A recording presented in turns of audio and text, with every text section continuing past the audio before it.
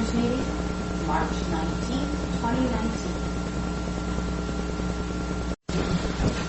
Good morning, everybody. It is 9 o'clock. We're here for our regular Tuesday, March 19th board meeting. We have a full board of commissioners this morning, along with Administrator Mr. Johnson and Clerk Skill.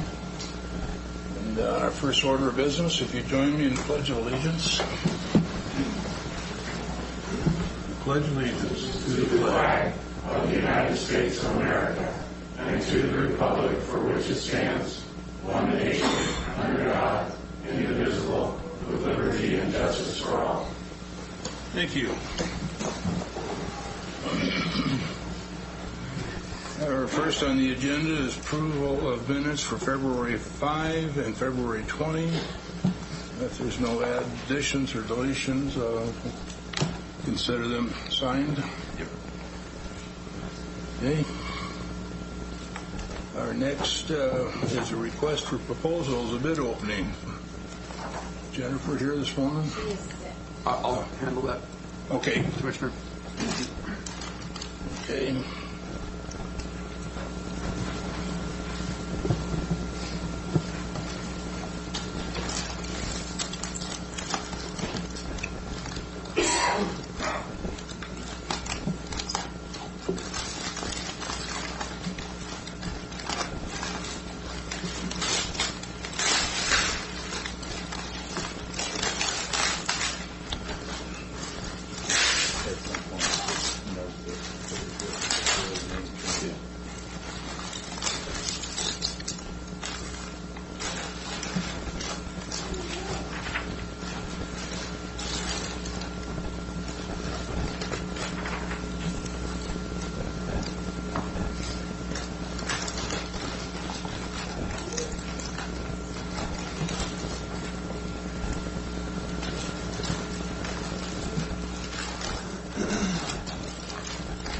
And for this, the HVAC services out at the track, pavilion, and office, RV office. And we only have one bidder this morning, and that's coming from Apollo.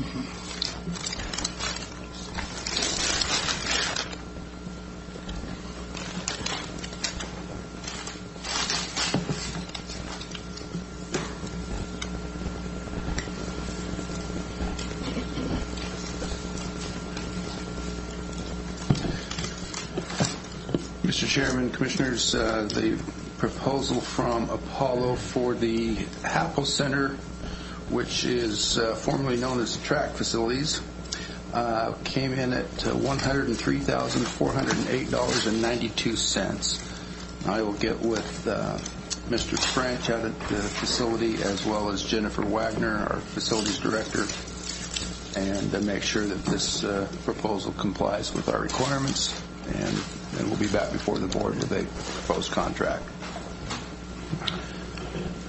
Do we know if we got more than one party touring? There was a mandatory facilities tour. There were, I believe, 2 that showed up for the walkthrough. And for the record, there is 2 more portfolios back here. So. Thank you. Okay, with that, we're going into a public hearing in a moment for declaration of surplus via public auction. Matt, please. Thank you, Mr. Chairman, Commissioners.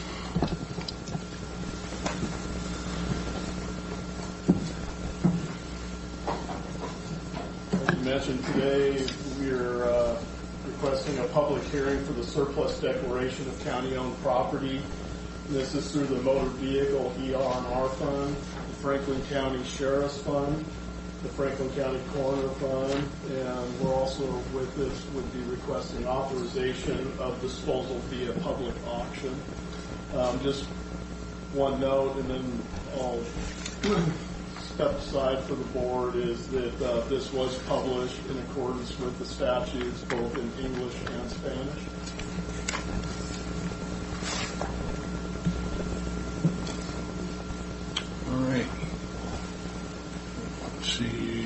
a Spanish speaker with us this morning. Wasn't requested, evidently. So, okay. Commissioners, you want to start this off? These are going to be at the Booker auction. In the past, we tried to figure out who was going to be having an auction at any given time. Right now, we're just leaving it open because there are other auction houses, and so it's kind of going to be based on our scheduling to be able to get the equipment there. And so now we're just requesting just the authorization to, and then as we get with the different auction houses, the timing of their auctions and how it's going to fit in with our schedule, that's when we'll move forward with the actual auction. Matt, my understanding is this comes under professional services. It doesn't require that you go out and bid for each one of these events, and that you make an effort to kind of balance the scales over the course of a year and trade off and on. That's correct, yes. Okay, thanks. Okay. Nothing further. I'll open up to the audience for any public hearing. Anybody would like to speak on this proposal of surplus? Anybody like to speak for or against? Third and final, anybody like to speak for or against? Seeing none, what's your pleasure, Commissioners? Mr. Chairman, move for approval of Resolution 2019-079 as presented. Second. Okay. No further discussion. All in favor? Aye. Aye. Okay. That moves us down to Benton Franklin Recovery Coalition presentation. Thanks, Matt. You can come up and sit. I'd like to give you brochures. Thanks.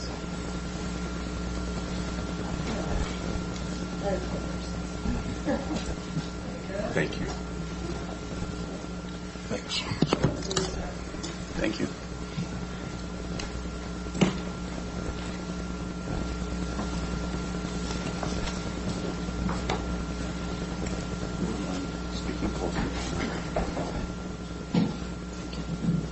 I thought everybody was here for the HVAC system. I don't think anybody was here for us. So my name is Michelle Gerber, and I've lived in the Tri-Cities for 32 years, raised 5 children here, and I'm retired from Hanford. And I think I was in a meeting with you once, Mr. Packett, Energy Northwest at Jack Baker's office. Probably been a few years. Yeah. So we have a new nonprofit in the Tri-Cities called the Benton Franklin Recovery Coalition. And our coalition purpose is to improve opportunities for recovery from substance use disorder or addiction, and to remove barriers for recovery to addiction. And I'll tell you that in my life, 2 of my children became addicted to drugs many years ago. And in our life, we struggled with that for more than 20 years. We went down the road of drug use for about 23 years. And during that time, about everything you can imagine happened to us. And I do mean everything, from overdoses, 911 calls. I don't even want to go into it, but my son died of his addiction in 2014, and my daughter is in long-term recovery. And in recovery, she's graduated from adult drug court and CBC and Washington State University. So it can go either way. You can have recovery or you can have a tragedy. Along those 20 years or so, I learned some things about things we might do differently and things that other communities are doing, and some new ideas in treatment and recovery. This is no criticism of past practices. This is not to say that in the past or even current, anyone did anything deliberately to prevent recovery or to be counterproductive. But this addiction today, this epidemic, is the largest epidemic in U.S. history, larger than the crack epidemic of the 1980s, larger than the influenza epidemic of 100 years ago. And as this monster epidemic sneaked up on us, I think it caught us by surprise. We didn't have the right practices that could really deal with something this big. And so I started to try to educate myself on this disease that cost me so much.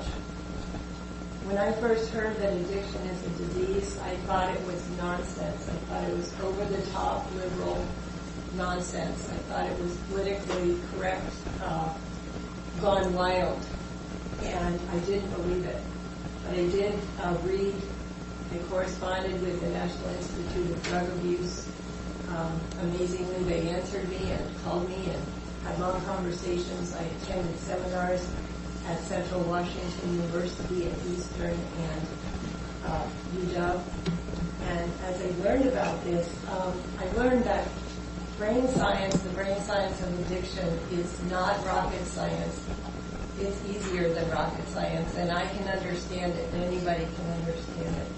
And I now know that addiction really is a disease.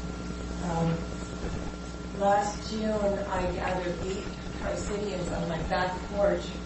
4 of them were my friends. 1 was me, and only 3 were people I didn't know, and talked about forming a group to try to attack some of these issues with addiction. And amazingly, from 8 people on my back porch, we now have a coalition of more than 80 members. And it isn't, we don't just go for numbers, we actually turn people away. If people are interested in a different issue like mental health or sex trafficking, we say, this group isn't for you. So we stay focused, and our numbers could be bigger, but they're not because we're very focused. I want to stop talking and turn this over to some real experts. Is Dr. Amy Person here? Okay, we'll go past that for just a minute. Dr. Amy Person is Betty Frank, our health officer, is vice president of this group. She has some great ideas, certainly knows more than I do.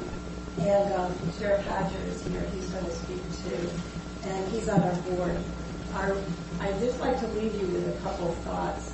That addiction really is a disease and not a disgrace. And these people can recover. It's an equal opportunity brain disease. They need help and hope. They don't need coddling. Nobody's saying, let's tolerate bad behavior. Let's tolerate homeless camps. I'm not saying that. We're saying there are things we can do together. And we want to partner with you. We want to put our heads together. We know the Tri-Cities can do anything. It's built a cancer center. It's done so many things. We can do this. We asked for this opportunity to come here. And we want to partner with you and Sheriff Raymond, Chief Metzger, and Mr. Sant and his team.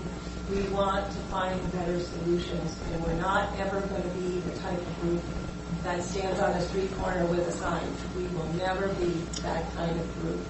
But we do want to work with you. And what I'd like to do is turn it over to Sheriff Hatcher. He's on our board. He has some good ideas to explain some things about what we do. And then we hope Dr. Person will arrive. Thank you.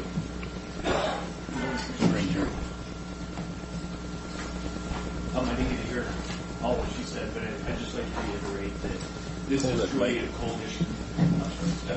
Yeah. This is truly a coalition, and when I first was asked to look at it from a law enforcement standpoint, it's very clear to me that this opiate addiction is here, and it's something that we have to combat. It is a community problem that we need to bring the best that we have in this community together. And this coalition does that. I see the hospitals there, I see treatment providers, I see housing, I see law enforcement, all agencies are represented there. So we're trying to bring all of our skills and our assets together to try to figure out a more comprehensive way to deal with this. So far as the law enforcement piece, we have basically 4 goals. We're looking at trying to find an effective detox facility for this opiate crisis, because right now, the last detox we had was a social detox, and it's closed. And again, I've been doing law enforcement for a long time. I've watched this go on and on where detox opens, they close, and stuff. And it's not an effective tool for law enforcement because when we choose to take somebody to detox instead of incarcerating them, what ends up happening just as soon as we leave, they can walk away from the detox or something like that. So we're trying to find a meaningful detox facility to the point where I'm looking at repurposing the section of the jail or work release center to create a detox facility so that we can partner with a group or a company to run it for us because we don't want to be in the detox business as well. So we're trying to find that right partner to come in, use the county facility so that we can provide hopefully either a medical detox or a secure detox, which is not a social detox that we frequently. In addition to kind of couple with that, we're looking at working with the prosecutors to find a way to defer people there instead of on these small misdemeanor type crimes. Can we not incarcerate them? Can we get them into the detox facility, get them stabilized, give them the treatment, start the treatment, and then do a warm handoff to these experts that we have in the community, these treatment providers that are out there, so that hopefully we don't see them come back in the prison. So version and detox are right at the top of our list. Last thing, we started the MAP program, which I'm sure you guys have been briefed by Sheriff Raymond on exactly what's going on. We received a grant in our jail. We did over here in the jail. We partnered with the hospitals with ideal options, and we're looking at trying a way to bring people down off these opiates in a safe, controlled, medically controlled manner. And we're seeing wonderful results from that. My numbers over in Benton County is that about 1 in 5 people who come to my jail have an opiate addiction. And right now we're seeing about 55% of our people that we refer over to ideal options are going through with their first appointment. I don't have long-term numbers yet because it's still in its infant stages, but I think that's remarkable because I've literally watched people leave the jail, and because they're so addicted that they go out in the parking lot or close proximity, they use and they're right back in the same thing, which compounds recidivism rates, our incarceration costs for everybody. So we're trying to find a more comprehensive and creative way to do this. We can't do it alone in law enforcement, but I think with bringing all the community experts in with this coalition, we have an opportunity to do something very successful here. So, thank you for your time. Is Dr. Person here? No. We were hoping she would be, but do you have questions for us? Maybe not a question at this point, but an observation. I came across something that many of you may have seen. It's a special done recently by Como 4 out of Seattle. And the title is Seattle is Dying, and it speaks about the kinds of issues you're discussing, and it promotes the notion of a combined effort between law enforcement, intervention, and compassion. And it's fairly lengthy. It's 20-some minutes, but I commend it to anyone who will take the time to look at it. I'm not as informed on these issues likely as you are, but it certainly makes sense to me. It combines accountability and compassion. It is sort of a results-oriented focus. It recognizes addiction for disease, and they've got a much bigger challenge even than we do, but I think we'll be where they are before long if we don't do something. I too have watched that, and it's eye-opening. It strips away the rights of the police officers to enforce the law. It encourages and enables addicts to continue. There's also a reoccurrence of typhoid in L.A. and San Francisco, where they're not really addressing the problem. They're enabling and continuing the problem. And I really applaud you for getting this coalition together. We do have to do something. We are in, as I've talked to both Sheriff Hatcher and Sheriff Raymond, we're in the corridor of the drug traffic right here in the Tri-Cities. And we need to secure our borders. More importantly, we got to start get an idea of what's coming through the mail, because this fentanyl is being delivered from China in the mail. And it increases the dosage. And my concern is that we're going to continue to hand out needles to drug addicts, which is enabling, it's aiding and abetting in breaking the law, and it's wrong. We're not going to solve anybody's addiction by giving them the apparatus to shoot that lethal dose of fentanyl and heroin into their veins. It's not going to cure anything. It's going to create more misery, more pain for the citizens of this fine area. We need to have these facilities to lock them up.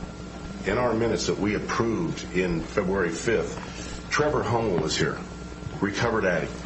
He said the only way he recovered was he got locked up. He had to come clean. And after he came clean, he realized the destruction he's done to himself, to his family, and he's remained clean. The sad part is he's probably going to go to federal prison because he was dealing fentanyl. So we're not going to cure this by giving these apparatuses out. I think that we need to look in the direction that you're talking about, incarceration of a means that isn't locking them up in a jail, but locking them up in a facility to dry them out. And so if this has anything to do with exchanging of needles, I'm not going to be for it. But if you get away from the exchange of needles and really focus on cleaning these people up and locking them down until they're clean, I'm all for it. And I'll help even donate my time to get the facility together for this. In fact, I've approached Sheriff Raymond about our pod down here and making it available to addicts. We have an old jail cell that needs paint and restoration, and I would love to see that used for this same purpose. But, you know, he informed me we can't put adolescents there. And this is the thing that troubled me the most when my questioning of the health department here, the greater Columbia Basin, they can't ask questions of these individuals that come in to exchange needles. You can't even ask them their age. And in my questioning, I asked, could you possibly be exchanging needles with a 16-year-old? And they wouldn't answer it. And I had to pry it out of them, and they said yes. And if we're not going to police this any more than besides the number of needles we're exchanging, but the fact that we're going to be possibly handing out needles to adolescents, I can't be for this at all. So that's my thoughts. Thank you very much. Can I respond, or do you want to? Oh, please. Yes. The needle issue for us is a niche issue. It's one issue out of our entire suite of issues. And I am not the medical expert. I'm going to ask Dr. Person to talk about the medical aspects of our coalition. But would you like to speak first, Mr. Patch? No, I just, evidently all three of us had seen that same article about Como, so. I haven't seen the Como article. It's a video. Yeah. Okay, a video. I haven't seen it. I'm certainly not going to endorse everything they do in Seattle. But because we need to make our own policies, and I could speak forever. But I'm going to, for the medical aspects, Dr. Person is here, and she is much more of an expert than I am. And Dr. Gerber, I'd just point out that piece was so interesting to me out of Seattle and Como, because it was not the typical, what I would call the typical Seattle response. It seemed to me to be tough, compassionate, and enlightened all at once. So it's worth the time. I mean, we don't want to. Nobody knows better than I do that addicts, the behavior of most addicts when they're in active addiction is obnoxious at best, horrendous, criminal, and it is the things that I never tolerated in my house. I had to evict one of my own children. And so nobody's talking about clubbing and having these people just go on with their practices. So let me turn it over. Thank you, Dr. Person. I'm sorry that I'm late. So again, this coalition, what we're looking at, we understand that addiction, this is not a simple problem with one single solution. And that's why, again, the strength of having multiple sectors in our community, multiple organizations involved. From the medical side, some of the biggest things that we're really trying to address is recognizing that addiction is a chronic disease, so we need to take a balanced medical approach. And that means reducing the stigma associated with it, particularly when people get involved with the medical system. So our platform involves making sure that providers are educated about addiction as a disease and aware of the resources available in our community, that their prescribing practices, again, are following what's appropriate, because we know that we have high numbers of opioid prescriptions being written every day in this area. In Franklin County last year, there were 6,600 opioid prescriptions handed out. We also know the consequences are huge in terms of the number of deaths, the number of hospitalizations we have from overdoses, and we also know that our data is not complete, so another one of the things that we're working on is making sure that we have better data by using the resources we have available between what law enforcement is collecting, between what community agencies are collecting, and what the hospital is collecting. So those are some of the things, again, we know this is a problem, and we know it's not going to just be one single thing that's going to fix it, and that's I think the strength of this coalition is that we have law enforcement, we have treatment providers, we have behavioral health, we have the medical community, we have community organizations. So it's all of us come together recognizing that we need to do something about this in our community. If I may just comment, I got this on your goals of your. It says educate medical providers about addiction by holding continuing medical educational meetings, make all overdoses in Benton and Franklin counties reportable events, and that's exactly right. We need to facilitate opening a syringe exchange program in Benton County. Now, in the article that you had that was in the Tri-City Herald not too long ago, it was stated that they want these syringes by the Ben Franklin Transit, so they have access to these. Reading articles out of San Francisco and Seattle, as soon as these addicts get their syringes, then they get on the bus, they shoot up, they leave the needles stuck between the seats, and we're endangering our public. So that's why I'm completely against needle exchange, and I do not want to buy the Ben Franklin Transit bus system. I've already made the Ben Franklin Transit system aware of it at the board meeting, and the union rep got pretty adamant about not having it by the Ben Franklin Transit. So I would strongly suggest that we get away from the needle exchange point of this and concentrate on opening these facilities to detox these people. And I'm all for that, but I am not for any needle exchange whatsoever in the Tri-Cities. I do not want to endanger the public of the Tri-Cities. Can I respond? Yes, ma'am. Okay, I took my grandson to San Francisco last summer, and we have a trip, the two of us, every summer, and it was horrendous. I was shocked, and I was sorry that I brought him there. He's 16 years old, and his eyes were pretty wide at the homelessness and everything we saw, which was we certainly don't want that here. But let me give you one example of a medical incident that we could improve on. And I'll tell you one example. When one of my children had overdosed at a local hospital, woke up, was given the Narcan, and immediately, basically, as soon as the eyes were open, it was, "We want you out of here." Now that's not a warm handoff.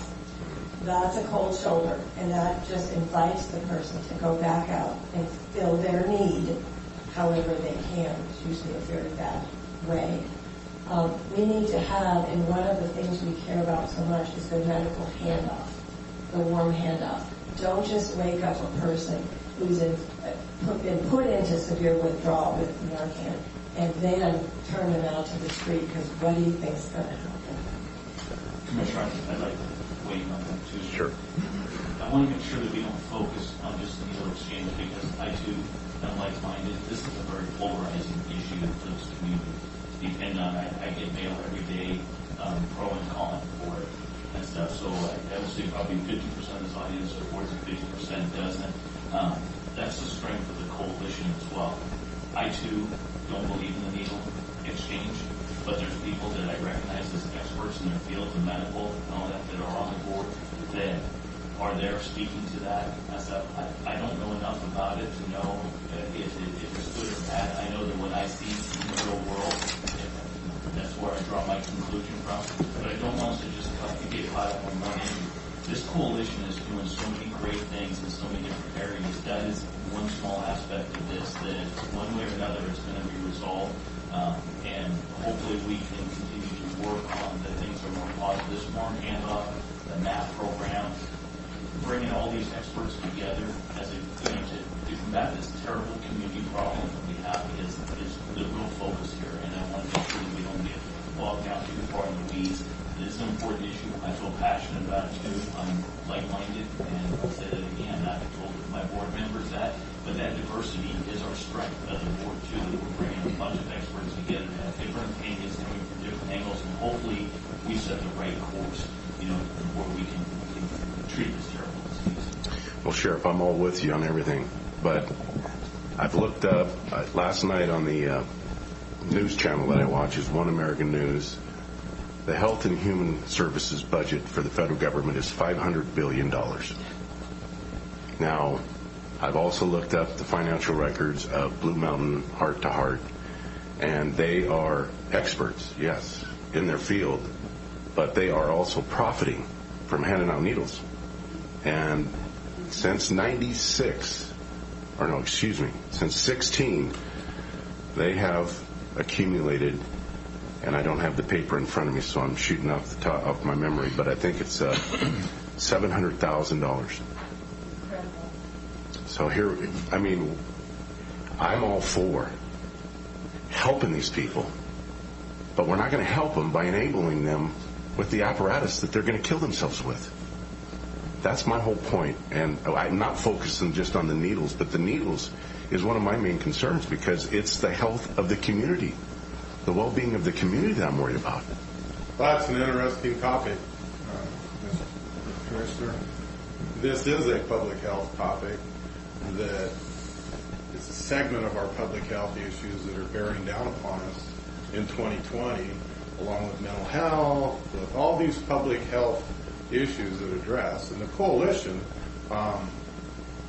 all they're trying to do is to try to figure out how it is that they can give services to this group of people under that larger umbrella. Okay, I can tell you without a doubt that the needle, I don't believe in the whole needle exchange program, and I'll stand here and I'll tell it to anybody who wants to. I believe it to be enabling. But when I look at the coalition as a whole, there's a lot of good public health issues that they're trying to address that's really going to help the public overall. Okay, to include, we talked about the MAP program. It's no secret that right now both of our jails are utilizing the MAP program. We're using the prescription to try to help people to get off of this particular controlled substance. Okay, but it's more far-reaching than just opioids. We still have meth. We still have all these different addictions. And how is this coalition going to fit in to that overall umbrella of what we call public health in Benton and Franklin counties? And a newsflash, folks, there is the Columbia River. Okay, there is no draws. It's both ways. People come and go with problems both sides of the river, and these type of issues, such as opioid use or public health issues, it could be Sheriff Hatcher's problem today and mine tomorrow. Mm-hmm. And so somehow we have to figure out how do we have a overall broad public health system in Benton and Franklin counties that reaches the needs of the people. Things like the needle exchange, it's about community values. If Pasco says we don't want it, then the community is speaking up. If you say we don't want it in Franklin County, then the community is speaking up. But we have to let the individual communities make those decisions. We can't force that upon them. But the coalition at its soul and its heart is trying to reach and help solve the community problem. Let me finish by doing this, Commissioner. I invite you to attend one of the coalition meetings so you can see what all takes place, because it's way, way more far-reaching than just the needle exchange. There's a lot of good things that could happen.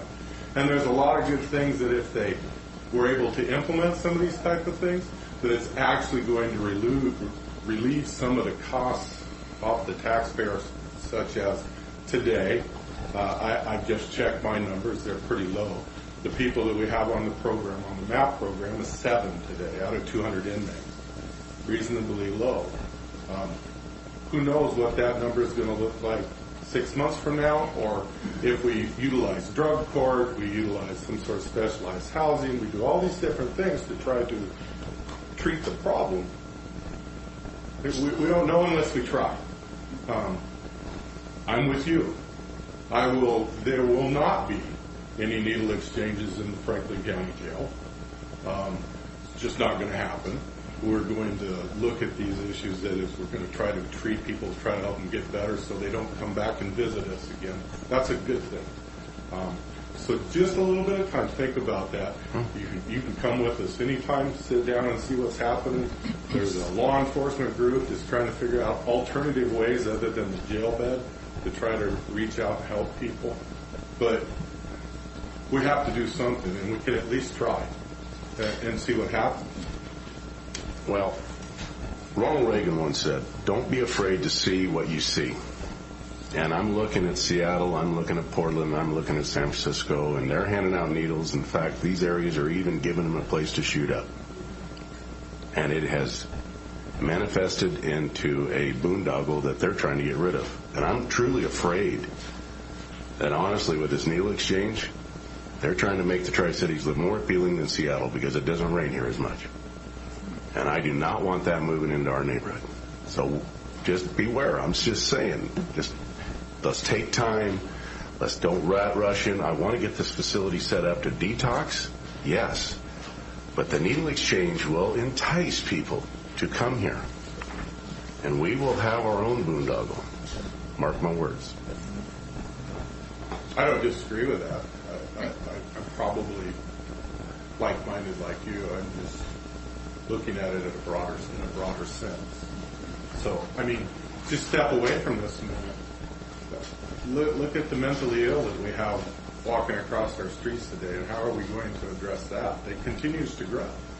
And Sheriff, you know the mentally ill is probably because they fried their brain on drugs. A lot of it. Some, but not as much as you think. Watch that. Have you watched that video? No, I haven't, but I will. Yeah.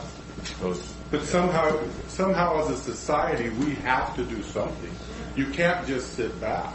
I'm all in favor of opening the detox center and let's lock them down so we have a date. You'll come with Pastor and I to the next coalition meeting, so you just look at it, touch it, feel it, smell it, taste it, and then I'll listen to make it. your decisions from there. I'll listen to it. I won't go as far as you're talking.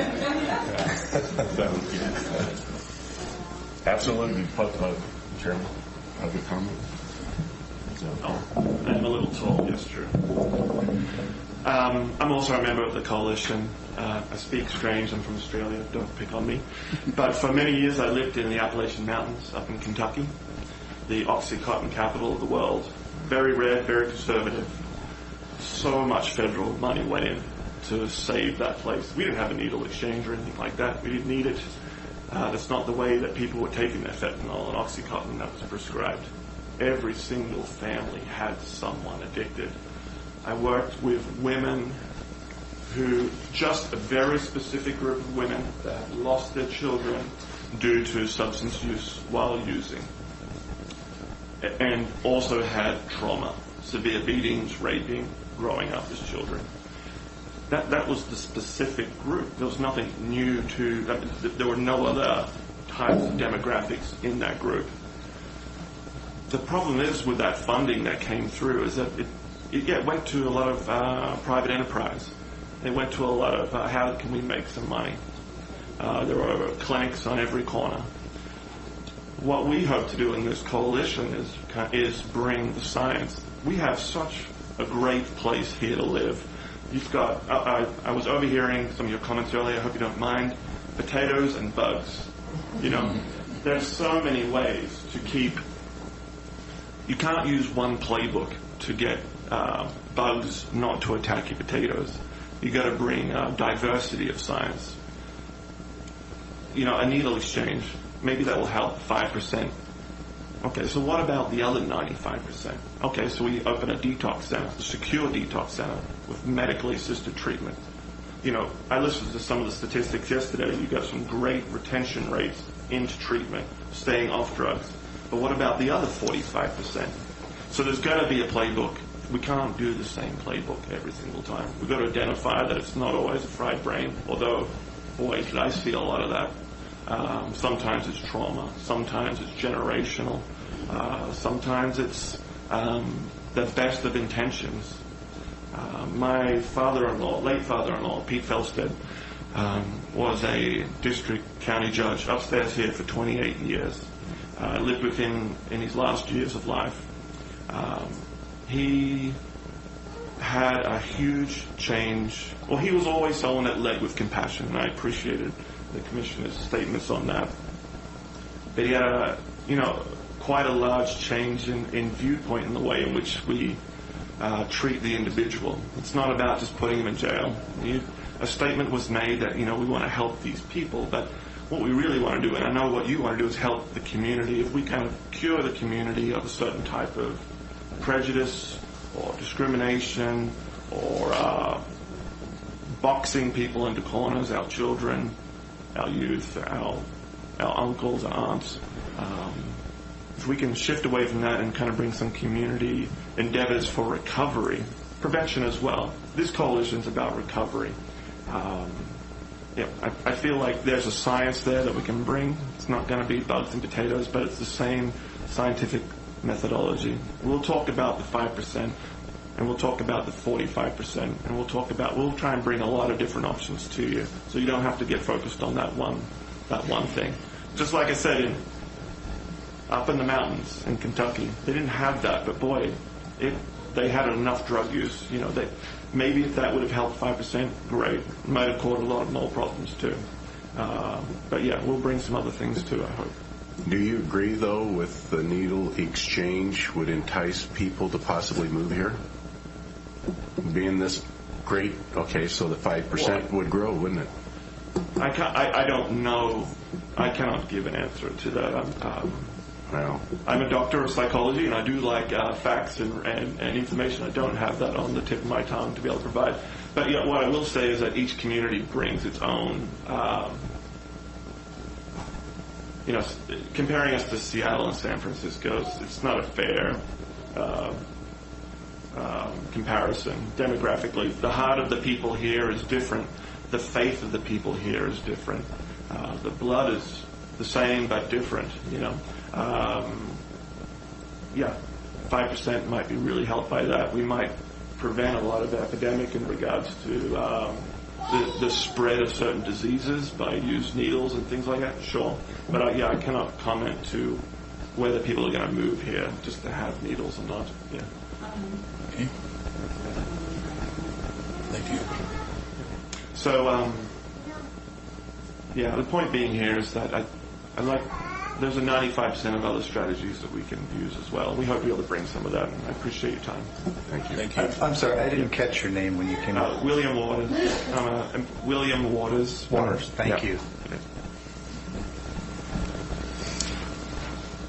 Morning, Tim. Good morning, Commissioners. I need to get back up to my criminal docket upstairs. My name is Tim Dickerson. I'm a deputy prosecutor here in Franklin County. I've been here for 15 years as of a couple weeks ago. In that time, as deputy prosecutor, I primarily handled drug-related cases. I've handled cases from the Tri-City Metro Drug Task Force, handled cases with the street crimes unit in Pasco, with the CAT team in Kennewick, with the Benton County Gang Task Force. I've worked closely with federal authorities in drug investigations. I have quite a bit of experience in this field, and I have some observations that I've made over the course of my career as deputy prosecutor. I'm a member of the coalition.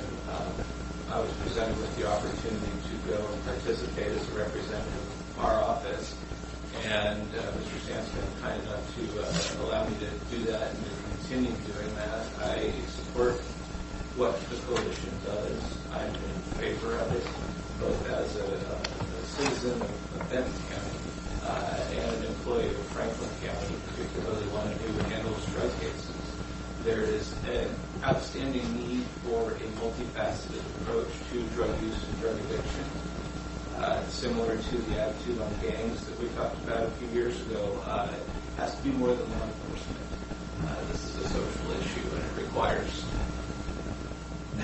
a societal approach.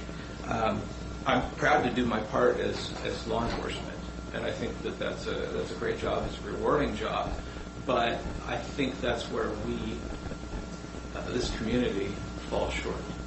And relying on law enforcement to solve this problem is not going to get us there. I routinely put people in jail, give them new felony convictions, give them first-time felony convictions, send them to prison for using drugs and for selling drugs.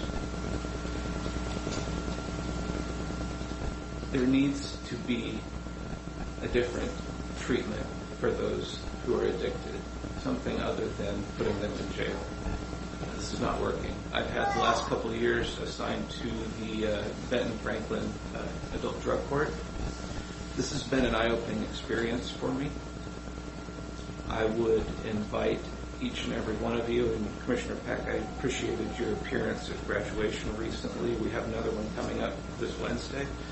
I would encourage each of you to get to know an addict. Talk to them. If you want to come do it in drug court, I'm confident we can facilitate that. See it from their perspective. Understand what they're going through. It's easy for me to stand up here and talk to you. I'm not an addict. I do know one. His name is Trevor Hummel. And this young man's probably going to prison. You might have been the one that prosecuted him dealing with fentanyl. He's a recovered addict. The only way he said he got clean was they locked him up.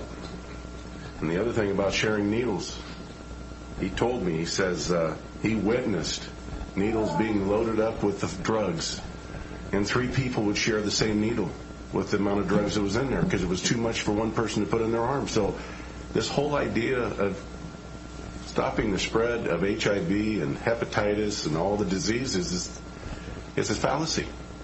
They're sharing needles, whether they got a new one or not. And I don't think we should be handing out needles. I'm all for helping these people, and I know addicts. Mr. Commissioner, I don't believe that the coalition is I just read you that one of their goals is to put up syringe exchanges. Support that, but I don't believe we're actively creating or working toward a needle exchange. I think that's it's one of their goals. I think it's fairly well supported.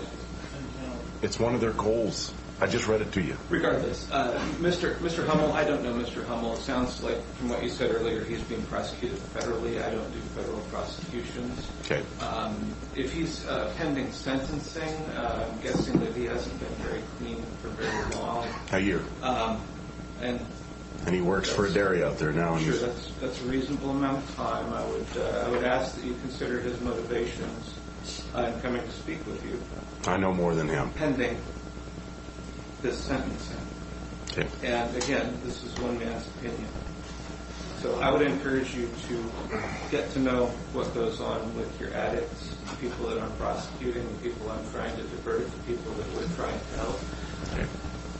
And then formulate your opinions. Come meet with us in drug court. We're happy to share. Come to the coalition meetings. It's a good thing. It's a positive thing for the community. I think we can all disagree on particular aspects of it, but overall, this is a good thing for this community. and it's a good thing for our office. It's a good thing for this county. Thanks, Tim. Thank you. My name is LaWanda Hatch. Am I speaking clearly?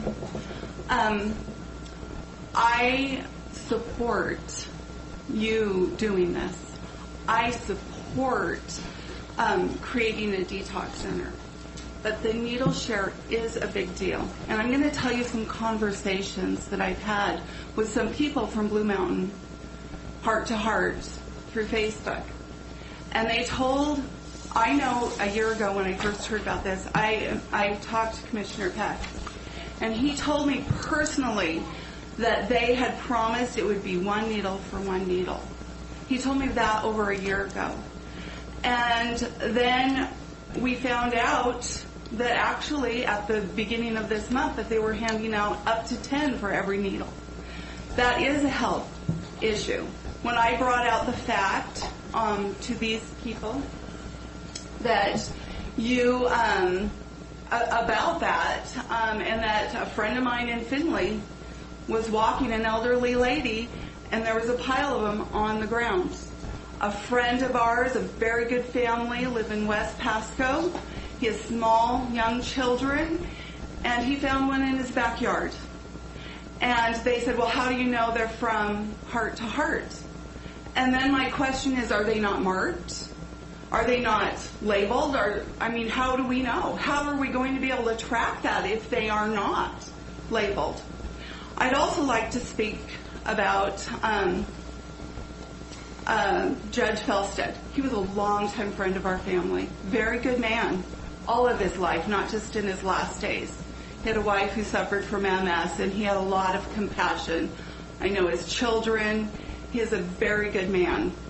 Trevor Hummel, who testified, was a friend of my son's since kindergarten. He is a very fine young man, and he comes from an excellent family.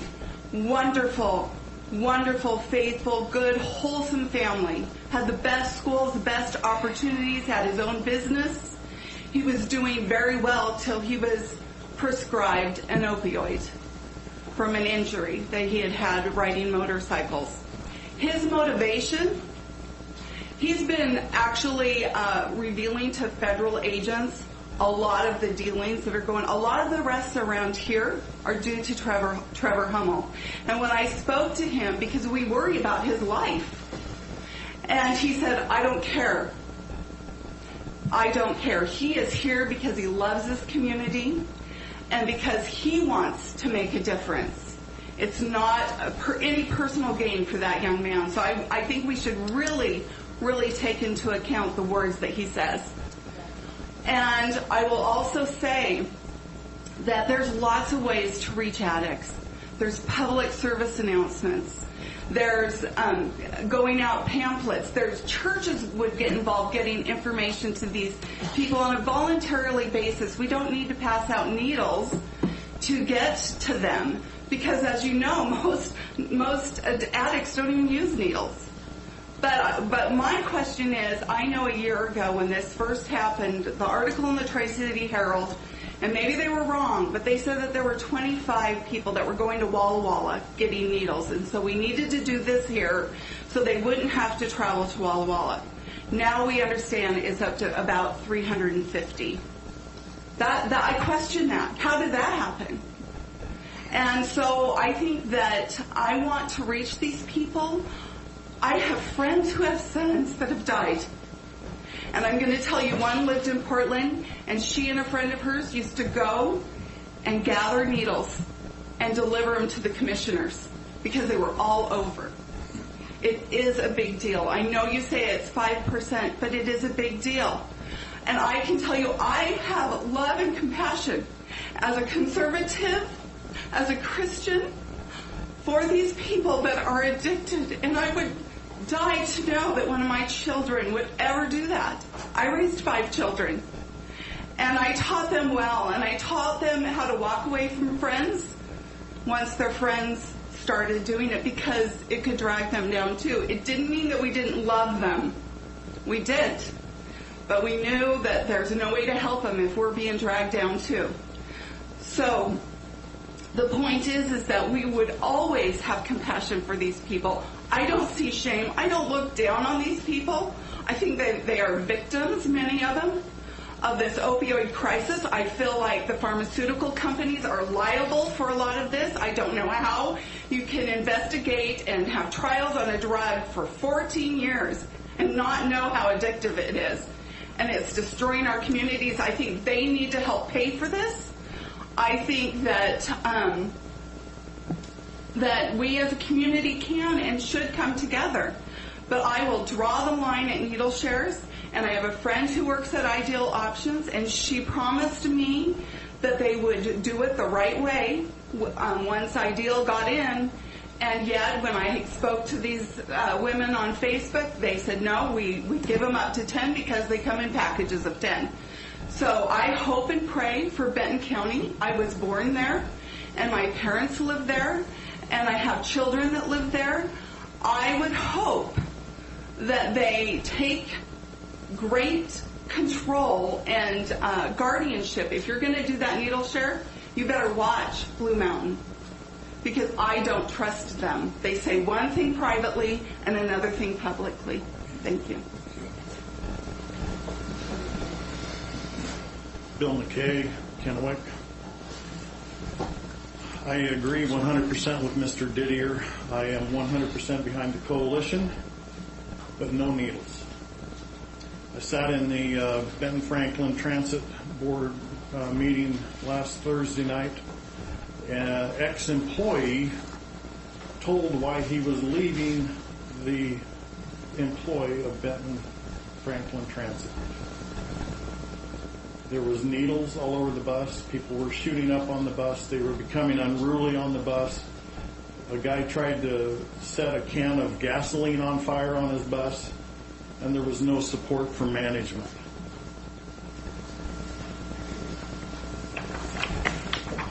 Things have been said about Seattle and San Francisco and LA and all the rest of the big cities.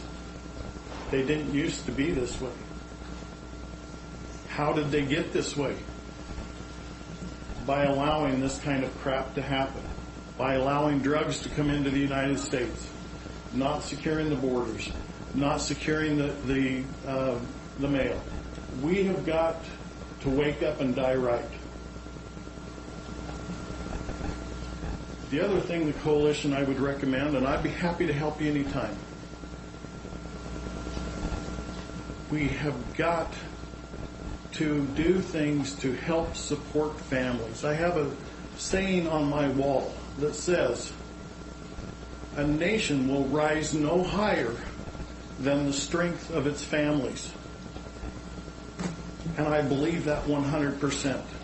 And our families are deteriorating because of so many things like this. I had a mother. If I heard it once, I heard it 1,000 times. She said, if you never take your first drink, you'll never have to worry about taking the second one.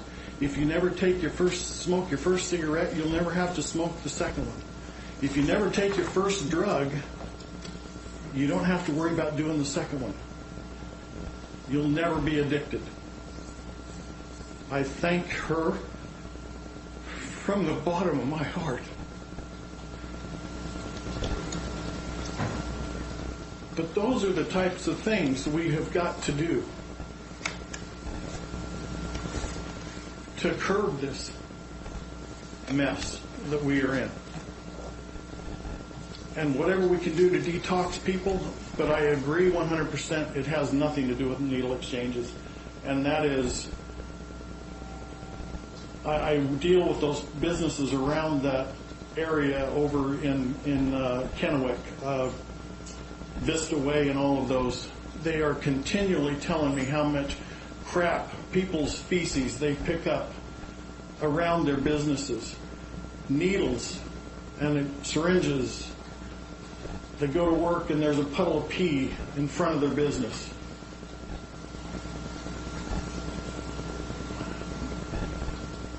It wasn't that way 5 years ago. And so, whatever it takes, but it doesn't include a needle exchange. I'll be happy to help you if it doesn't.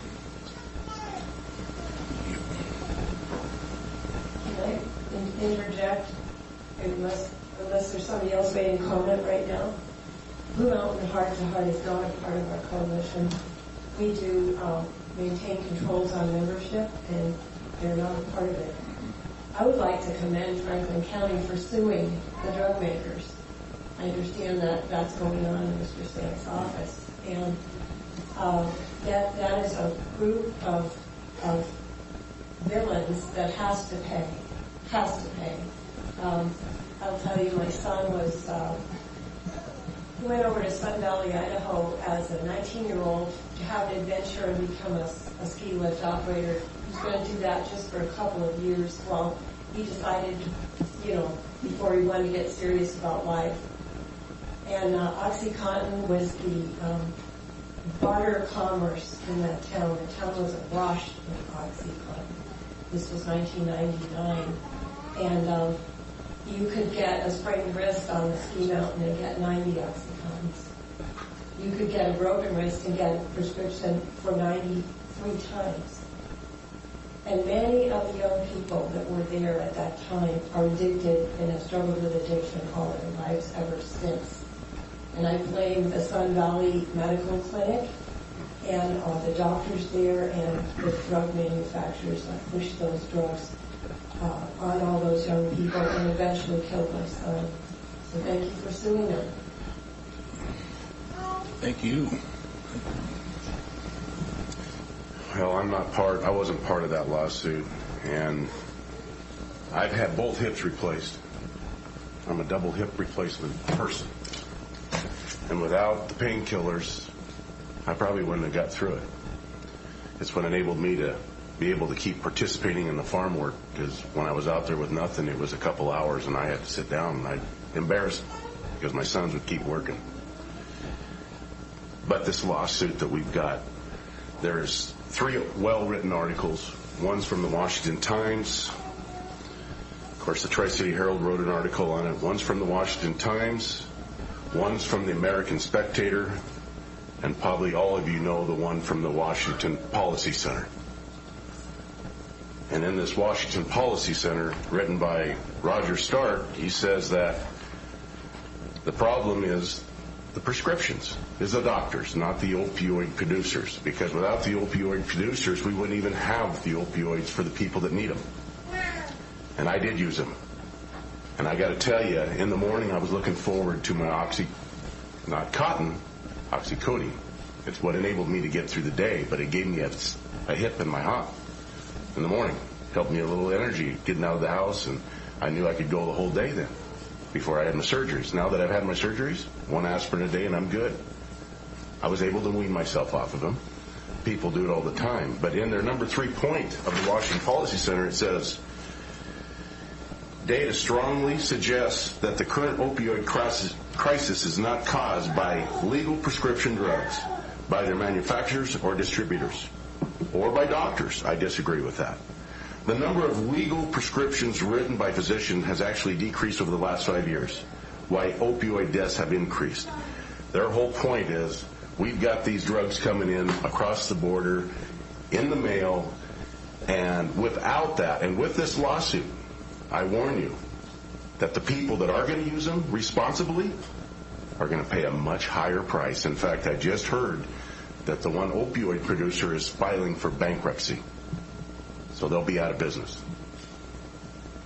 So is the lawsuit the right answer? When we've got doctors that are over-prescribing, I think there is the key, and the illegal drug trafficking into our country.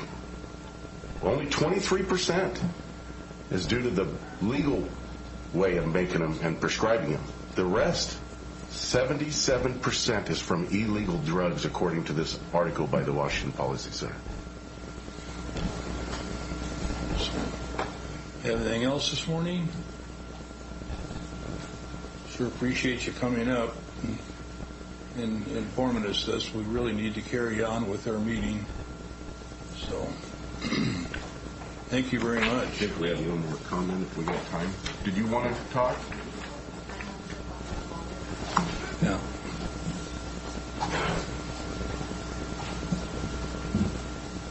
Hi, and thank you for your extra time today. My name is Wendy Robbins. I live in Richland, Washington, and I own a business in Kennewick. I bring a totally different viewpoint of this.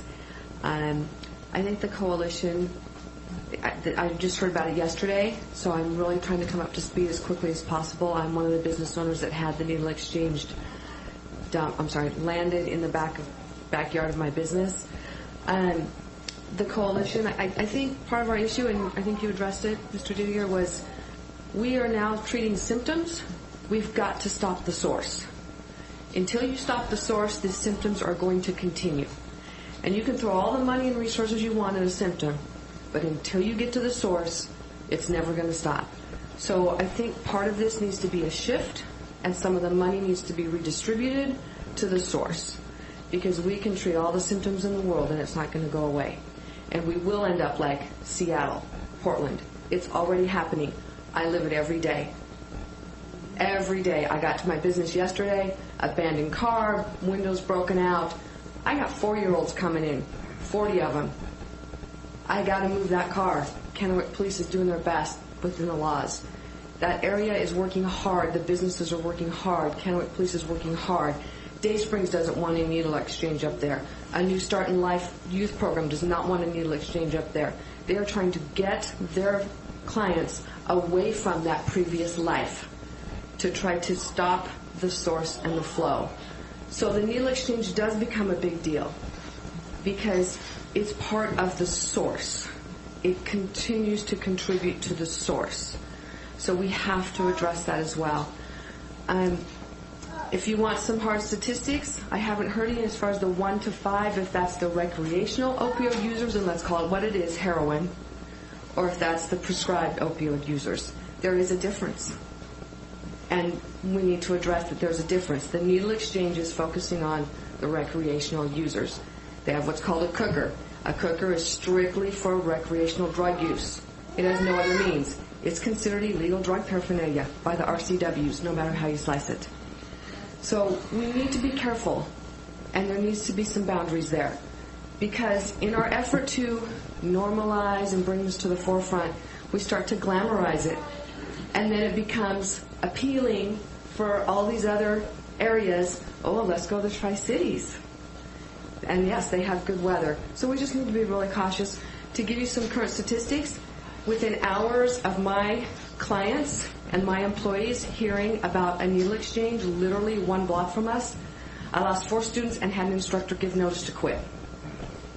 That's a real hard statistics in the last 30 days. We have to be careful. That's the result of that. We don't have to wait until and see if our 5% increases or decreases. That's a hard statistic that's very real and very frequent. So I just ask, and Michelle, I respect you a lot. I also work at Hanford. I've read some of your work. It's wonderful. I think a coalition and a detox center, when we went to the city council at Kennewick, a lot of suggestions were offered for the location, a needle exchange location. I don't know enough about that program. I'm learning. I'm trying. I'm way behind the 8 ball on it. Location.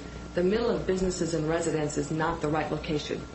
Your guys' suggestion to put a detox center at the jail, that's an excellent solution, right? At least a positive starting point that doesn't negatively impact neighborhoods or businesses. So really take that into consideration. I think your options of providing solutions that look at the impact to the area, and not just the immediate area, but all of Tri-Cities, because I think somebody said it, the rivers are our draw point, right? But it definitely, and yes, it divides us by the county and stuff, but we all consider ourselves Tri-Cityans in the end.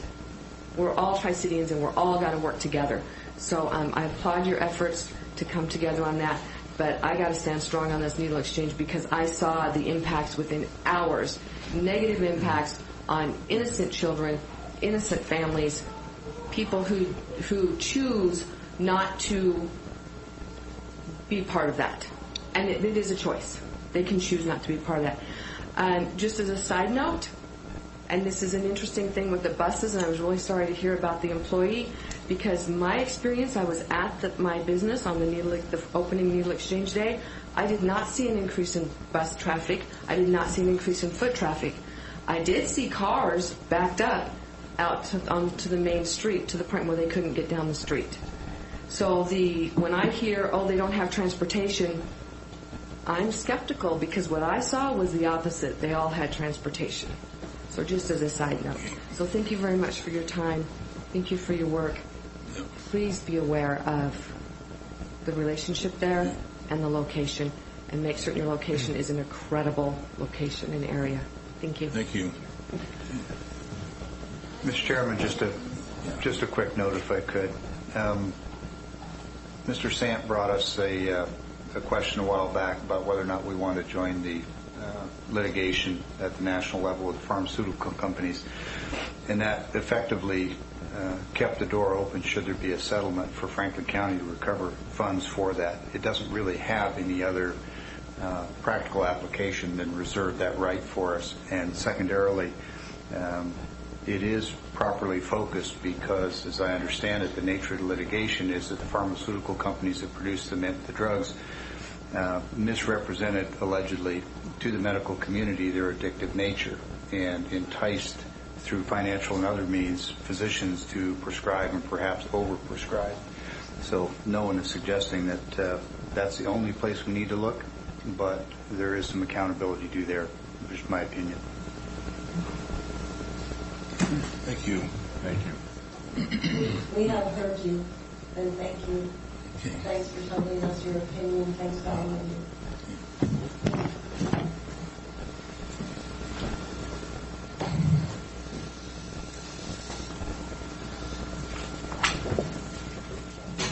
Thank you for letting me speak.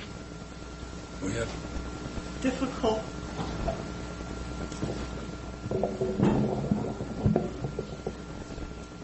Carolyn Wright.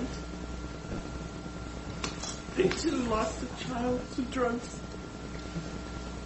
because he had access to needles that he could use with other people that were using them.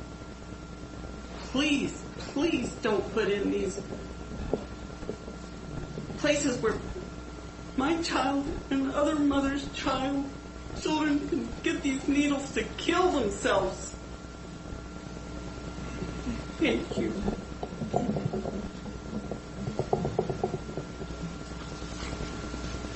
All right, thank you, everybody that had an opportunity.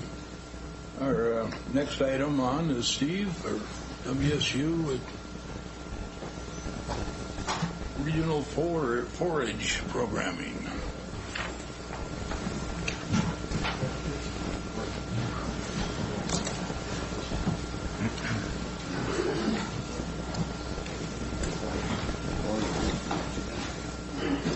Morning, Tim.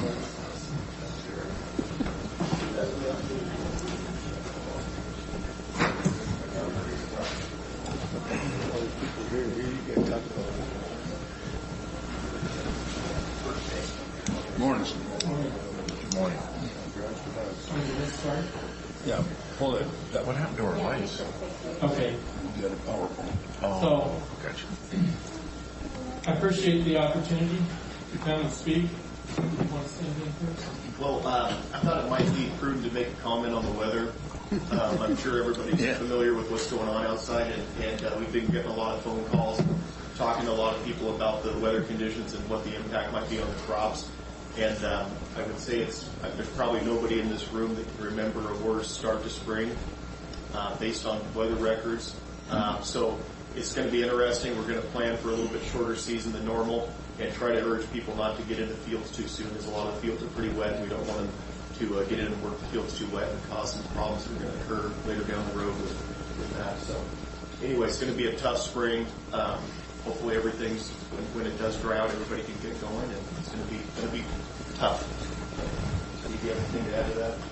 No, a lot of the producers and other people are estimating, a month or maybe possibly more behind, and so it will have an impact.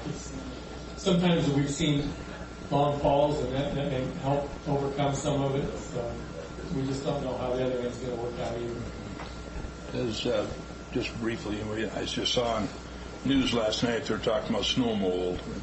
Is that going to be an issue with alfalfa? I have not seen a lot of snow mold in the. I certainly see it in my yard. Yeah. It's just pretty well covered with it, but I haven't been out to see that many fields yet to be able to see how much problem we're going to have with it. I think there's some grain crops that are probably affected. I've heard, I haven't seen any yet, but I've heard of some grain, winter wheat that might be impacted. So I've not seen those fields yet, but I've heard that. And of course, like Steve said, everybody's yard is go out and rake your yard. Yeah. So I'll just go ahead and start the little presentation here, but we really appreciate the opportunity to be able to come and talk. The three main extension areas, and for those who may not know me, I'm Steve Norberg. I'm the Regional Forage Specialist with WSU Extension, and I cover the Columbia Basin for forages. So alfalfa hay, timothy hay, other hays like that, or forages that are fed to livestock. That's my job description for Washington State University, and I'm located here at the Franklin County Extension Office. So the three main program areas that I have is the alfalfa variety trials, provide the best information for variety selection for hay production.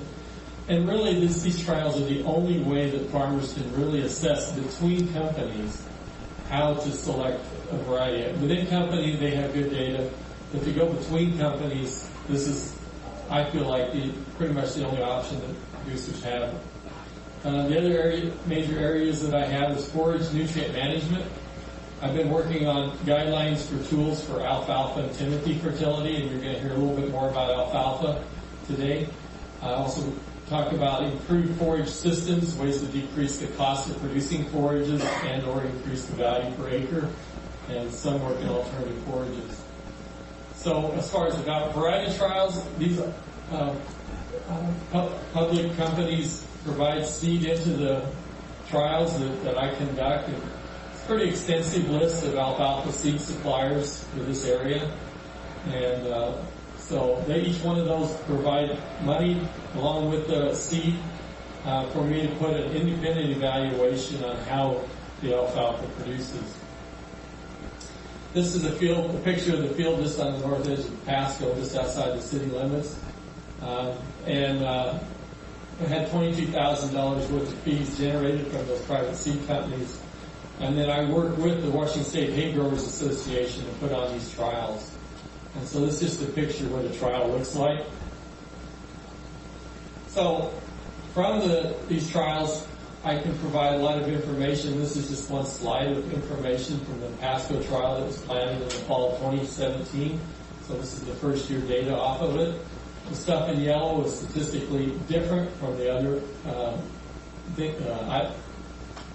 varieties, and those yellows go between columns, so you kind of look at the columns. You can see here I provide information on the quality, the relative feed value, the yield, and actually a total nutrient value dollars per ton. And so that's actually based off of some information on what feedstuffs are typically sold to the Pacific Northwest. And so from those numbers and the value on protein, energy, and fiber, we go through a process to come up with actually a nutrient value per ton, and then we can also turn that into per acre yield. And so this is one slide off of this. As you can see there on the bottom, it says in 2018, the top to the bottom of the trials, there was a difference of $169 per acre per year. So selecting the right variety in alfalfa is important. And that was not including the vernal or some of the outdated varieties. That's actually within the varieties that are commercially available and the ones that they're willing to put money at to enter them into the trial. There's about 272,000 irrigated acres in Washington State, so you can see that we can have quite an economic impact for the Columbia Basin as well as Franklin County. So some of the other things that I'm working on is looking at struvite. Struvite is a phosphorus fertilizer that's made out of either water treatment facilities, such as Seattle has this going on, Boise has this going on, and And now we're trying to take that technology to the dairy farmers. One of the challenges, the dairy farmers have been going through a lot of litigation. You've probably heard a lot about the nitrogen. But the nitrogen actually is going to be somewhat easier to answer than the phosphorus. The phosphorus, once their soils get above, I believe it's 200 parts per million in their soil, the Department of Ecology is going to say you can no longer put any fertilizer or any manure on, I should say no, any phosphorus fertilizer or manure on their land. And so that's going to be 100% shut off. And so we've got to find a way to get the phosphorus away from those farms and back to our hay fields where the phosphorus originally came from. And so this is a long-term look. Joe Harrison is our state dairy forage specialist, and I've been working with him on this project. And so we've actually taken this struvite that he's created from dairy farms, and we're looking at that for use in alfalfa production. And so trying to get that circle loop back so our nutrients come back where we need them and it's not excess where we don't need them. So that funding to do this research was fortunately a new checkoff program through the NAPA agency where most of those seed companies that you saw in that first slide put $1 per alfalfa bag back into to do research. And it's just only been going on for a couple of years, and I've been fortunate both years that this has come out to be able to get about $40,000 or $50,000. First year was $40,000. This last year was $50,000 to do the research on looking at some phosphorus work. And so there you see the $50,000. We planted that in 2018. The experiments that were going up, but part of that was the struvite, again, Joe Harrison, and he had some money from the Conservation Innovation Grant of $26,000. We actually have a graduate student that's doing her master's degree working with struvite, and she's taking the data from this research and putting it into her thesis, and so we're part of a larger picture there. This is a picture of what the mobile nutrient struvite unit looks like. It's on a trailer, and they can haul it from farm to farm, and then they take the liquid manure and run it through this system and collect the phosphorus out. Struvite, we're also doing some on-farm work up at Brian Eddy's up at Moses Lake, and part of this work is also trying to develop a system where farmers that typically already take a sample for their hay quality. And if they could use that same sample that they take for their hay quality and determine whether they need to have phosphorus or potassium on their fields, then that's what we're trying to develop, is a calibration where they would take a part of that sample, run the tissue analysis on it, and be able to say, okay, I was short with my second planting, let's put some fertilizer on. So that's what we're in the process of doing, and NAPA has agreed to fund it. And we're looking at the effectiveness of struvite compared to monoammonium phosphate, otherwise known as MAP. And we have a field over in Prosser where we have a situation where the phosphorus level is down to about 10 parts per million, so we can really see a nice response. This is what the struvite looks like. It looks like a granular material. I actually forgot to bring it in from my car, but I had it last year, a little bag. It looks like white sand. And it's all bacteria-free, so that you don't need to worry about the fact that there's any microorganisms or anything in there. It's considered free from bacteria or any other organism.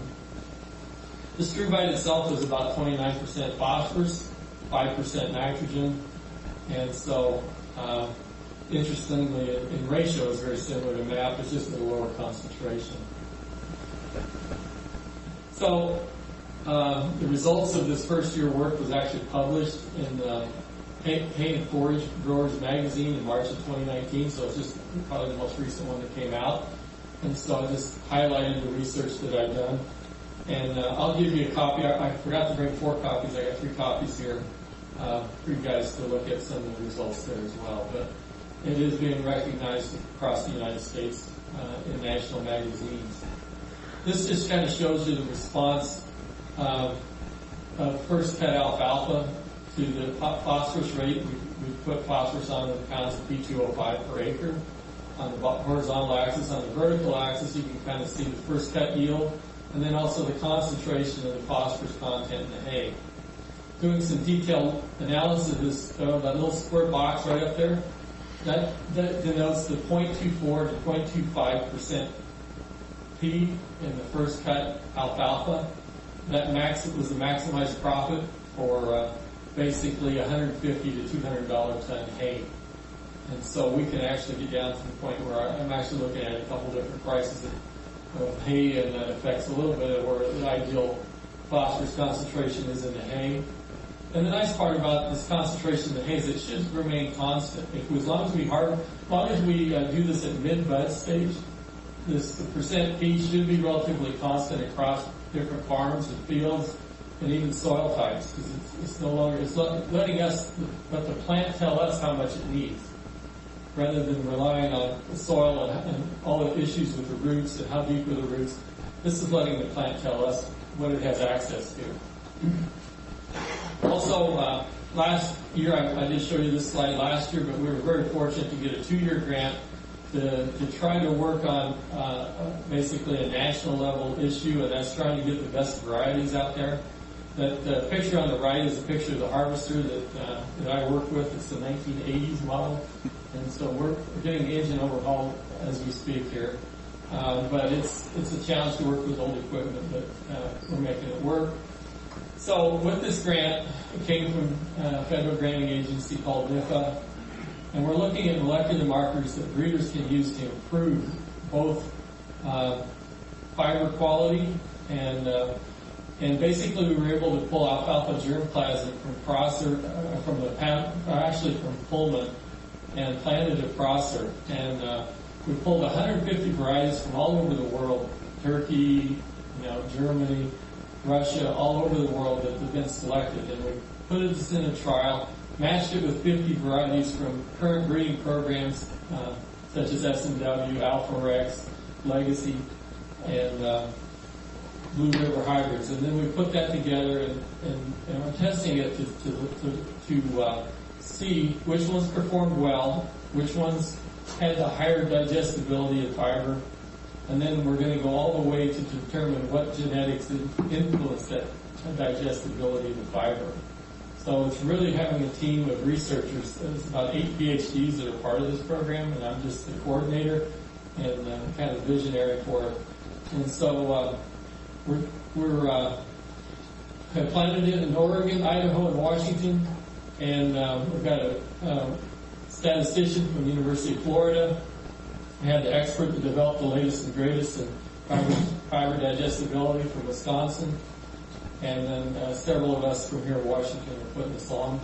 This work couldn't be done without the geneticist from Prosser, Longzhu Yu, and so it's quite a team. But one of the things that we discovered in 2018 was that there are rooms for improvement in quality.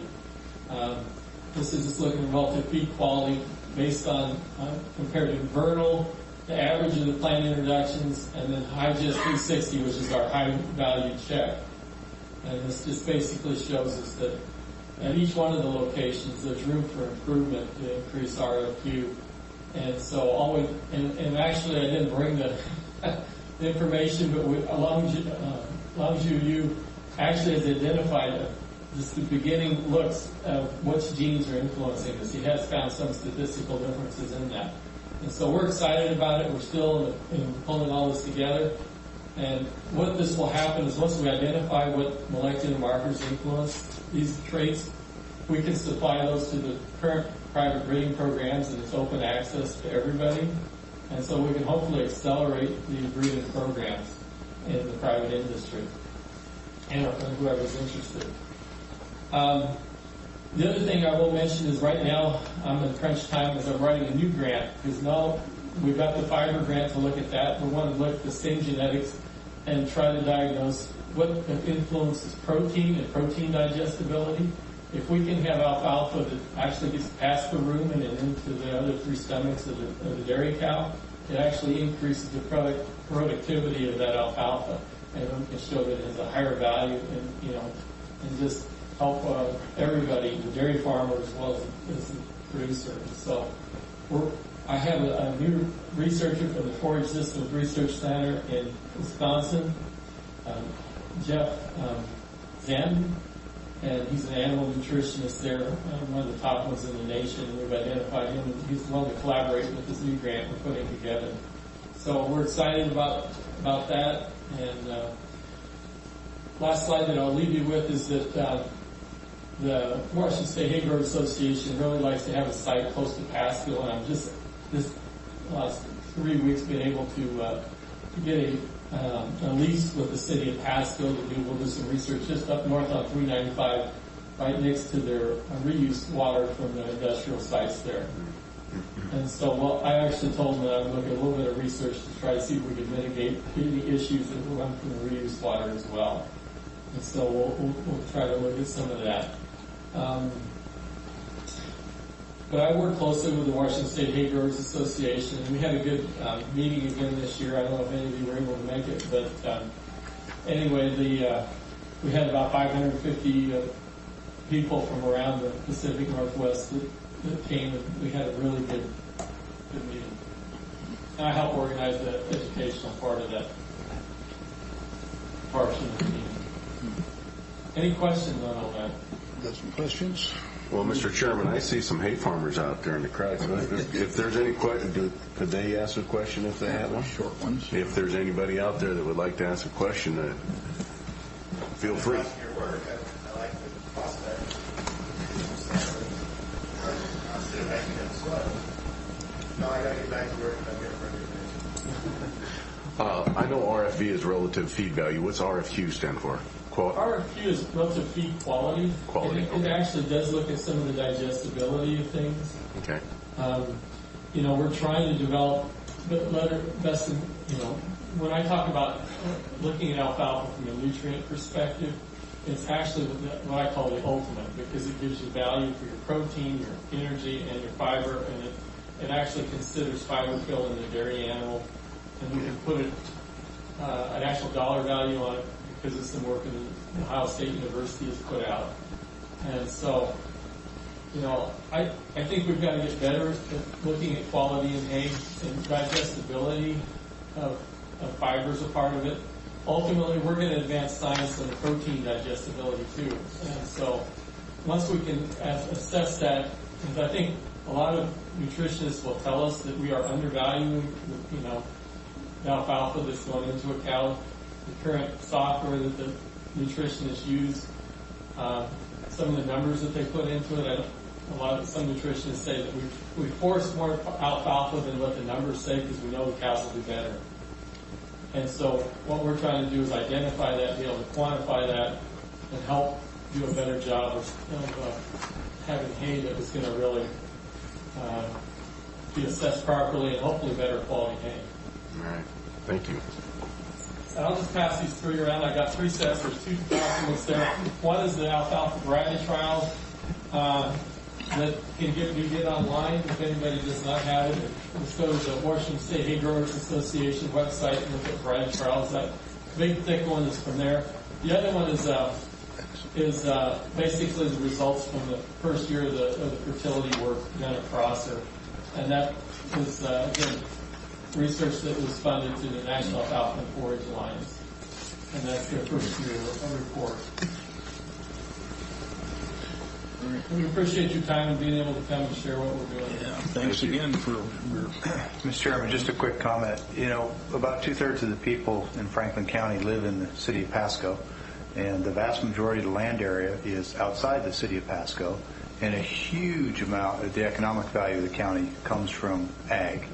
And so I just want to put in a plug for the programs that you do. I know you come in here every year and you show us what you do, and you're looking for continued economic support. And just like to be on the record occasionally saying that I think you guys are more than value added, and given the nature of the county, we need to continue to support. So just for what it's worth. And you quote me on that, send it back to WSU campus. Yeah. They need to match what we give you. Yeah, I know where the meeting minutes are at, so I'll be sure to pull it up. Also would add, too, that we are, that our 4-H faculty person took a different position and resigned last July. We're doing interviews at the end of the month to refill that which is a hybrid position, coordinating master gardeners and 4-H. So those interviews are coming up, and I'll send you guys an itinerary if you're interested in seeing any part of those interviews. So we've got 3 good candidates we're going to interview for that position. All right, great. Thank you. Thank you for your support. Thank you.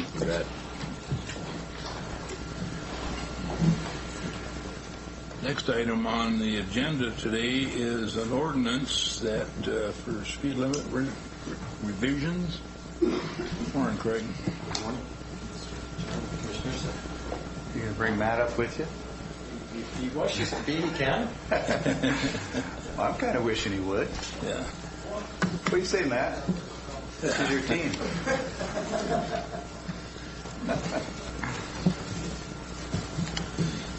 Well, we're here today to... I'm sorry. The last meeting, Matt said that next time he's sitting up here, he was going to bring donuts. And I'm just curious, now that you're sitting up here, Matt, where are the donuts? Okay, moving right along. Okay, we're here today to obtain the board's input on proposed changes to the speed limit ordinance and to get consensus to move forward for a public hearing. I'd like to point out at this time that the draft ordinance that you see in your packet is just a draft. It's there for your review. All we're looking for today is to move forward in the process and set up a public hearing, if that would work for us. So on August 6, 2014, the board passed ordinance 4-2014, which set speed limits in Franklin County with regard to RCW 4661-400. The ordinance was codified in the Franklin County Code, Chapter 10.08, and has been in effect since. The Public Works Department has drafted an ordinance that will repeal the current ordinance and replace it with a new ordinance that reflects the changes that have occurred since, with the addition of new roads, new developments, and the removal of annexed roads. Also, the Public Works Department has determined through engineering and traffic investigation that the following roads and streets warrant changes to portions of their current posted speed limits. This includes Court Street West, Dent Road, Fanning Road, Glade North Road, Cola Road, Blues Falls Road, R170, Road 68, Vineyard Drive East, West Sagemore Road, and that's it.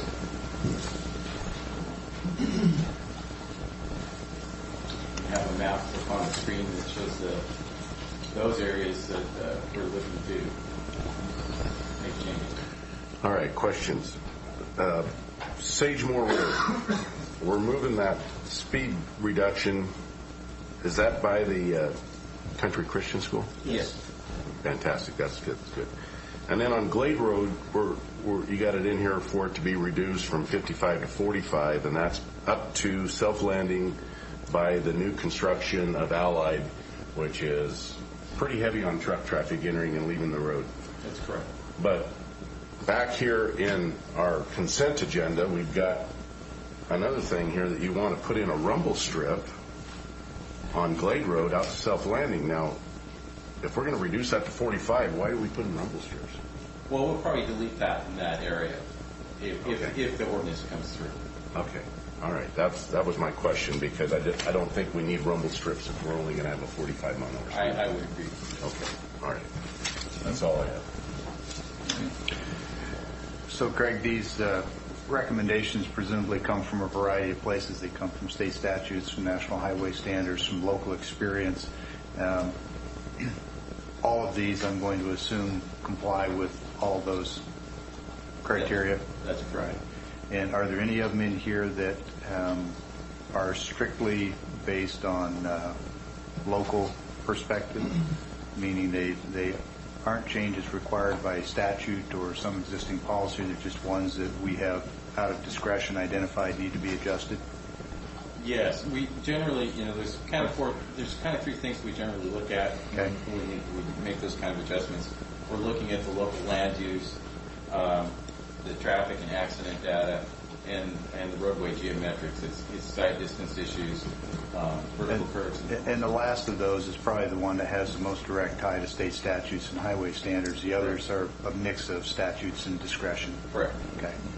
So which ones, if any, on this list are purely local discretion and aren't driven by a statute or some other outside driver?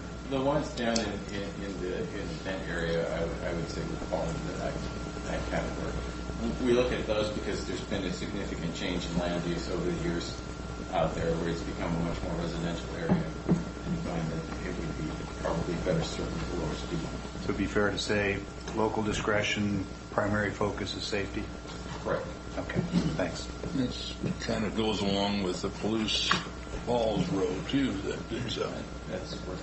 the traffic out there has increased so much since they turned that into Estate Falls, Interstate Park, that you get into a holiday weekend or a nice summer weekend, and it'll be, there's hardly any parking out there. I think they're putting in another 12-acre parking area closer to the falls side there. They picked up a chunk of ground from Harders, but And of course, we're soliciting as much financial help as we can from the state in maintaining that section of the road. So that's an ongoing battle. So Sure. the board would have an opportunity in their travels over to Olympia. That might be a good one to talk to them about, because that road certainly does cost the taxpayers in this county quite a bit of money as a result of them really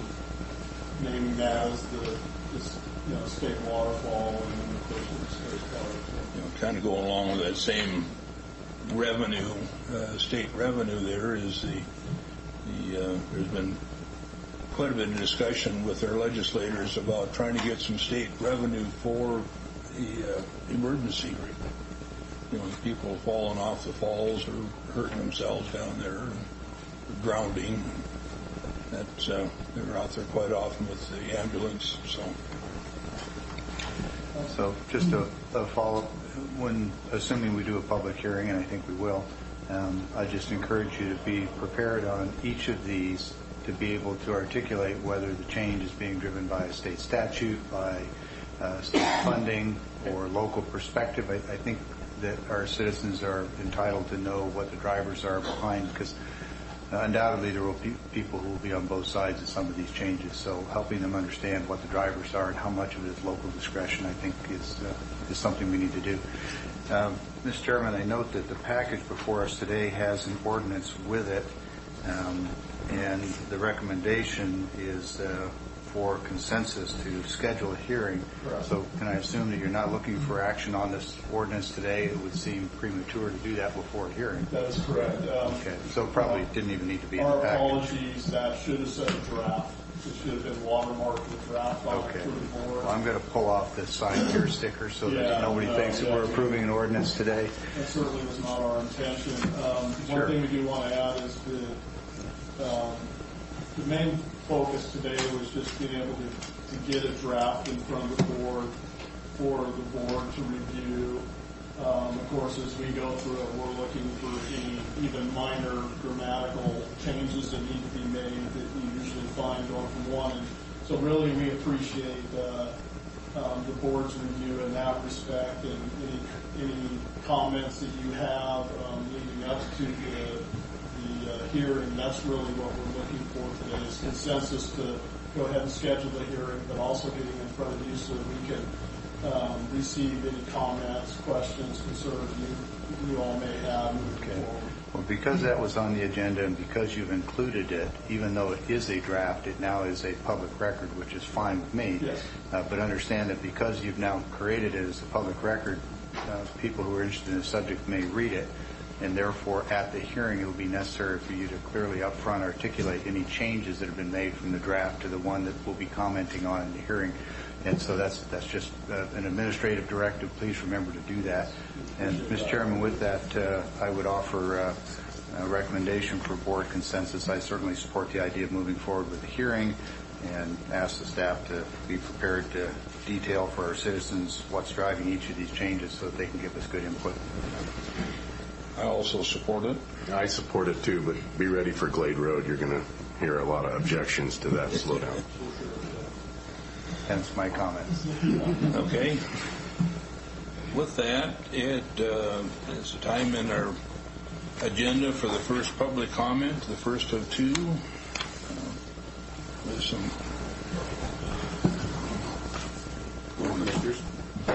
After hearing everything that's going on, I think my problem seems a little insignificant. But, like the drug recovery, that's pretty important stuff. Just wanting to, not only myself, but a few other people back, just wanting to know the Bellevue Road. Any updates on the Bellevue Road? I talked to Matt, sent me an email this morning and saying that they're supposed to get started on it today. Well, conveniently enough, we have our Public Works Director at the table. Well, actually, our intent was, of course, to get started on it yesterday, but we had some circumstances in the roads that didn't allow us to be out there and commence some work. But in talking with Craig, the county engineer today, our staff should be out there right now. Matt, I don't think there's any HIPAA limitations in you telling people that flu ran through your staff and you had people out sick. Yeah. We did get out there and start some initial stock cutting yesterday, so we did get a little bit done yesterday. So we're out there in full force today. What do we think it's going to take? A couple days, 2-3 days? Yeah, I anticipate a couple days. Hopefully by the end of business tomorrow, if not early Thursday. That's awesome. Any surprises? It's important to add too that asphalt is not going to be available for us to fully complete it, but we do intend opening it up with the proper signage. Just for FYI, it's being posted on Facebook right now on the County Sheriff's page. There's a couple of backhoes out there. Saying that they're actually working on But it's underway. But I think it's important also to say, especially with Sheriff Raymond being here, that our intent, because it will still be gravel, it will be a gravel patch until we can get the asphalt from the plants. Just the reality of it is plants aren't running right now. And once we get the asphalt, but in the meantime, it will be gravel, we'll be posting it, but we also still leave it to local traffic only, because we understand that people will take that shortcut as a detour, and so we do want to be able to let the people that live and certainly farm on that to have access and be able to drive that road. But it's going to be, the whole idea is to really try to limit it until we get the asphalt in and get it down. So I apologize. I didn't introduce myself. My name's Scott Long. I live out on Alder Road. When you guys get it complete, will it allow us to still drive through, or if we're not local traffic? Yes, that's why I'm kind of explaining to you with the sheriff here is people that live there. That's our intent, and we understand that some people will drive through, but don't be surprised the way that we have it signed, because people who are not familiar with the area that are using the detour from Taylor Flats, we would still like them to see them doing the full detour and really just try to keep as much traffic off it as possible. But we'll have to work with the sheriff to see what's going to be the best way to sign it, because we certainly don't want people to live on Bellevue or Brewster Lane or even as they're driving to get to self-landing to get cited, because we don't want that to happen. So we're going to be working with the sheriff's office on the appropriate way to sign it, but to really also try to keep traffic that's just detouring around the work on Taylor Flats from taking that shortcut. Not to say that some people won't, that know that it's there, but if we can limit it until we can get the asphalt down, the more we can limit it, the better. Other than that, you're just talking about gravel, you got pavement going to gravel, then you're going to create some other issues when you have increased traffic. And certainly our intent is to have local traffic, people that live there, to be able to drive the full length of it. Okay. So it's just going to be a question on how do we coordinate that with the sheriff's office and how do we appropriately sign it as such to try to limit some of it. But it'll be open back up to local traffic. Like now it's closed, and I know sheriff has been, people can get in trouble because they've been driving back past the barricades, but it'll be open back up to local traffic. Correct. And okay, all right. So we're not trying to hide anything here. we do just kind of want to, because there's a lot of traffic that goes down Taylor Flats, it's detouring, and certainly we want the people that live on the road, that live adjacent to the road in that area to be able to enjoy the full utility of that road. For the same token, people that are trying to make that detour, if we can, to limit it. We understand that people are going to use, that are still going to use it, that know Bellevue and how it connects. But like I said, we're not trying to hide anything, but we do have a goal to try to, keep as much of the detour traffic from Taylor Flats off of it. So Matt, are you going to post it as open to local traffic only, or is it just going to be open? That's it's something we're going to have to work at, because if you do it to open traffic, local traffic only, usually that implies there's not driving completely through it either. I understand what it implies. I'm asking what your intention is. It's something we'll have to work with the sheriff. Our intention is to allow full utility from Alder all the way down to Southland. That's our intent when our guys are done and we have the gravel patch. So Matt, what about truck traffic? No truck traffic at all? I would recommend against it. Okay, so I see Mr. Osmond back there. Do you have any haystacks there that you need to move out? Not this year, but how are you? Jeff Osmond here. I live on Alder for 47 years. Come on up, please. Going home on North Glade yesterday, the asphalt companies must be just starting to gear up to get that smell. I've lived there for 47 years. You're not going to limit, if the route's open, everybody's going to get it. How long is this asphalt going to take? And how come it's taken so long to get this temporary fix? We need something that's open to general public, other than, it's because of conditions of the road. Sure, certainly traffic is not recommended right now on that. But what's the time frame? This Taylor Flat cut, being cut off, get us open until May. I don't know how you're pointing at the sheriff, to differentiate local. I don't live exactly on Bellevue, but I'm right around the corner. And so I don't know how you're going to differentiate local, and I heard you kind of say if you're on Brewster, so you're going to write me a ticket? I don't know. And then how long is this time frame? And I'd also like to ask, how are we coming on Taylor Flats, opening up date-wise? Taylor Flats, and we talked about this last week. Taylor Flats, although we had one of the worst winters we've seen in many, many, many years. I've heard different numbers going back as far as 60 plus years and 40 years. It was a bad winter, and we're still coming out of that. We still have portions of our county that still got quite a bit of snow waiting to melt off that we're hoping will happen in the north part of our county. So that's why we weren't in there. Our staff was certainly focused on what was going on at the time, and we created what we believe to be the safest environment for the public, and that was closing the road. And we still had access to the other road system for people to get in and out. Now that our people are in there, our goal is to get it open as soon as possible. We do have road restrictions on right now, so truck traffic, period, throughout the county is being controlled as a result of those current road restrictions anyways. So we're not so concerned about that, but what we're trying to focus on now is to not put in a gravel patch, open it up, and then overnight it becomes another dangerous situation.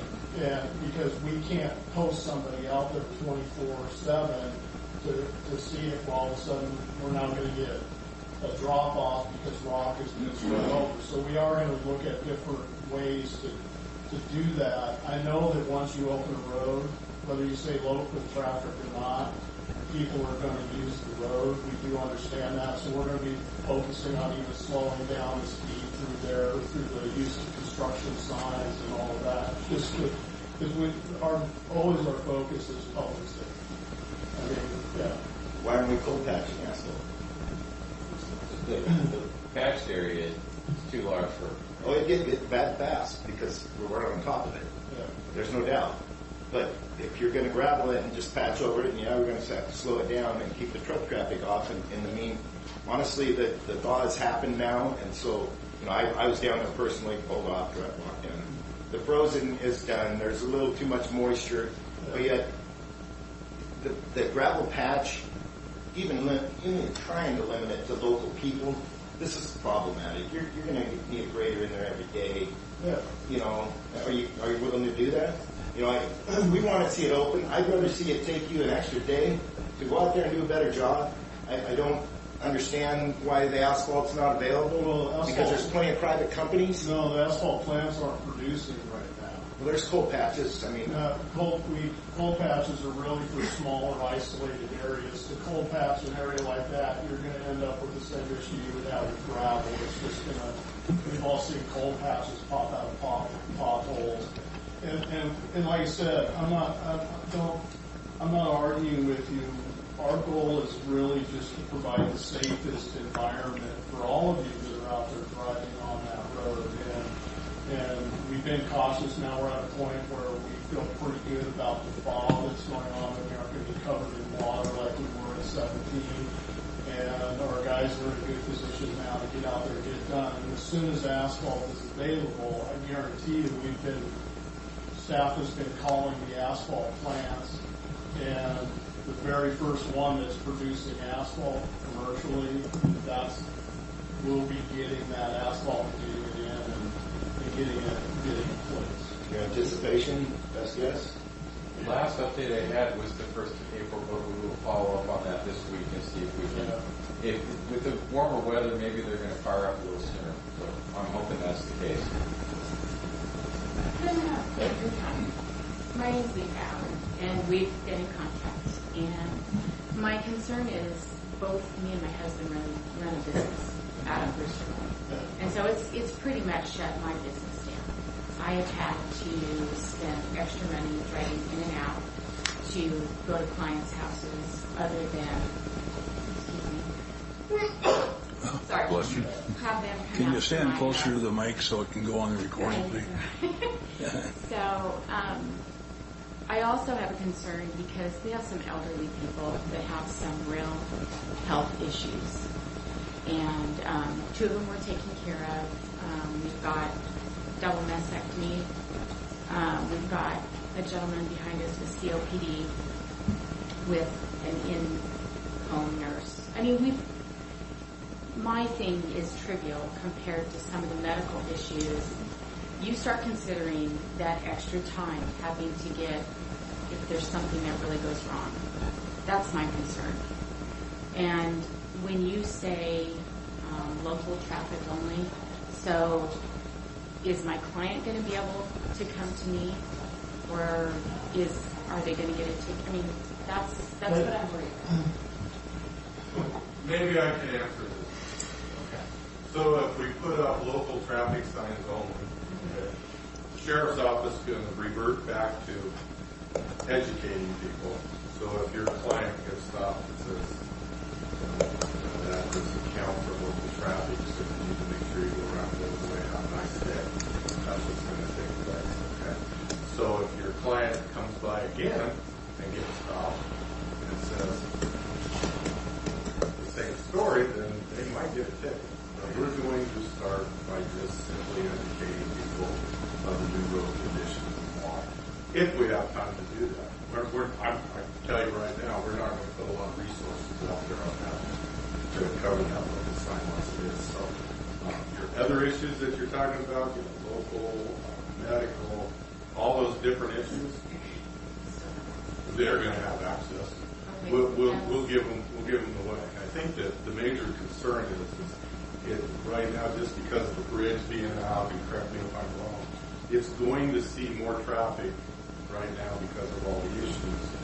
And so the concern is what happens when a big hay truck rolls through there at 45 or 50 miles an hour and they launch themselves off on the side of the bank. That's the real concern is how do you control those things so we don't have those ridiculous. And we should be able to, between the road department and the sheriff's office, do some sort of control. We're not going to be too worried that, I like the idea of you guys slowing it down. my dad worked for Benton County Road Department for 30 plus years. And so I sent him pictures. And so I tried to do my little, I tried to go through the right way. That's why it's just hard. And like last week, one of the things I said is, I'm not going to patronize you by saying I feel in this situation, but certainly anytime you close a road, regardless, the road to my house provided a 10-mile detour for me, and it was 9 weeks and not seeing any work going on. It can be very frustrating. Oh, yes. And we understand that, and that's never our goal, is to frustrate people. No. And well, I'm getting ready for 2,000 bees to be moved back. I mean, I've got semis coming in the next 3 days, so I'm a little concerned about how I'm going to get them home. So, and it's taking more fuel for everybody. I mean,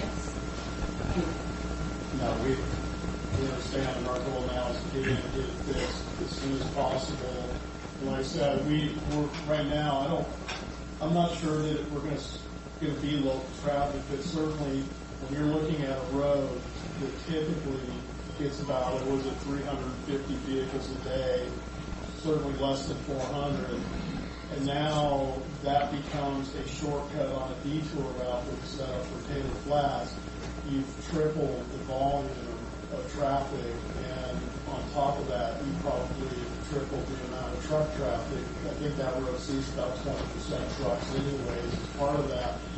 So our issue is how do we kind of limit that extra flow of traffic compared to what it was normally until we have the full repair done. I'm not saying we have that full answer, whether it is still keeping barricades in one lane and saying local traffic only, because our intent is not to put people in a position where they would get a ticket. But we're still going to have to figure out a good way to, slowing down traffic is a big thing. So on that particular road, one of my concerns my other concern is in where that crumble is. Have they ever considered, or have you considered, lowering the speed along Bellevue? Because I really believe that the way that road is structured, if you're hitting it at anywhere over 45 or 50 miles an hour, that's where the damage happens, and then they fly over that bridge, and then where the other crumble is. I mean, it just kind of,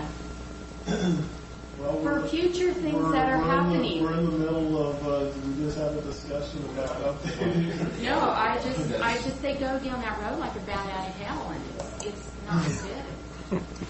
So Matt, real quick, in 2017 when we had the big thaw, the board gave you some very specific guidance, as you recall, and as the record shows, nobody said close this road, don't close that road, how to sign it. We deferred that to our county road engineer and you, and we said at the time that the three things were safety first, second, try to mitigate or minimize further damage to roads that are already compromised, and then thirdly was, once we've done the first two, then go back and make the permanent final repairs. I think the same guidance is appropriate in almost every circumstance, and I think it certainly applies here. I'm not a county road engineer. I'm not any kind of engineer, and I don't want to be telling you, how this road ought to be fixed. But I do think that the exact same policy guidance we gave you in 2017 applies here, and not going to prescribe for you what you should do on each and every road or any road. I defer to your expertise on that. So that's where I'm coming from this time, and I suspect the rest of the board may be on board. I don't know. They can speak for themselves. That's just kind of my default policy anyway.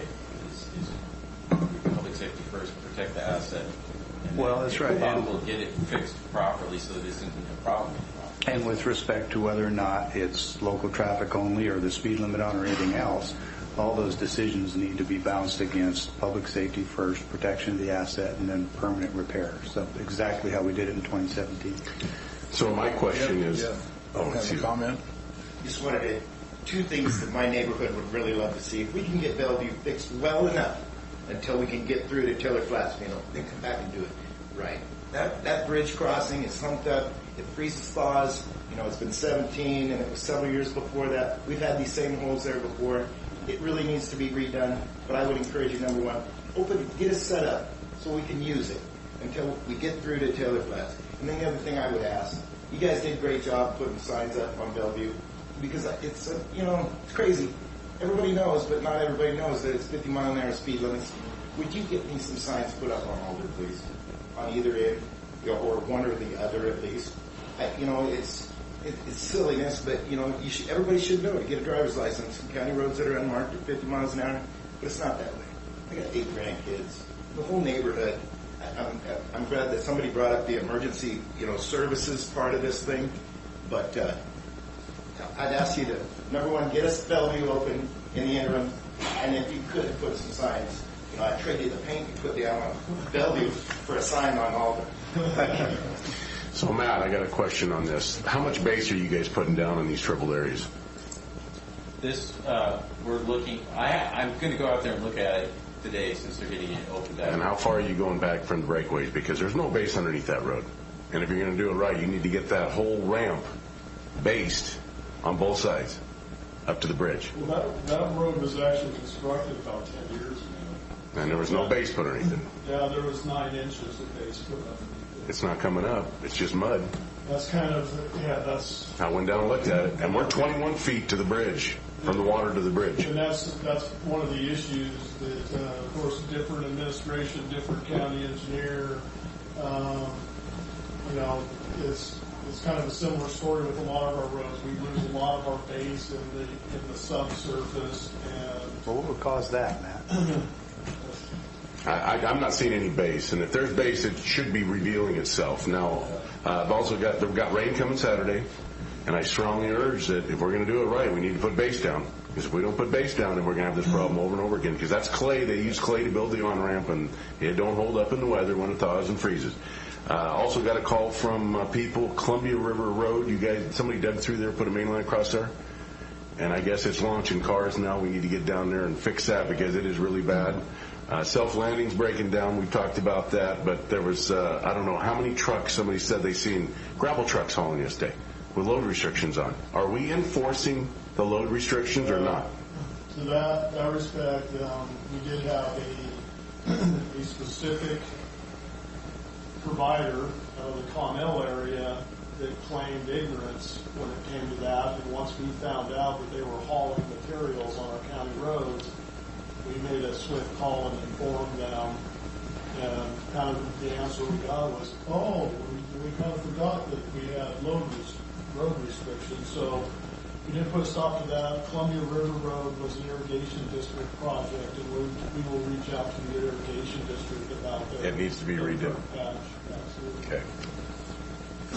Hi. Good morning, Commissioners. Stephen Bauman. I'm a local developer here in town. Approximately what size is this patch that's breaking down on Bellevue? It's about 100 yards away from the canal, and it's probably, I'd say that the area is probably at least 10, 15 yards in length on the southwest end of it. Yeah, I believe that they saw cut 150 feet on one side and 75 feet on the other. But I'm saying if we're going to do it right, we need to go that whole on-ramp both sides. Just get that blacktop out of there and get a base put in there at least 2 feet. Just as a perspective on this cold patch that a couple people have mentioned, in the intersection of Road 68 and Argent, going south on Road 68, there's a patch there.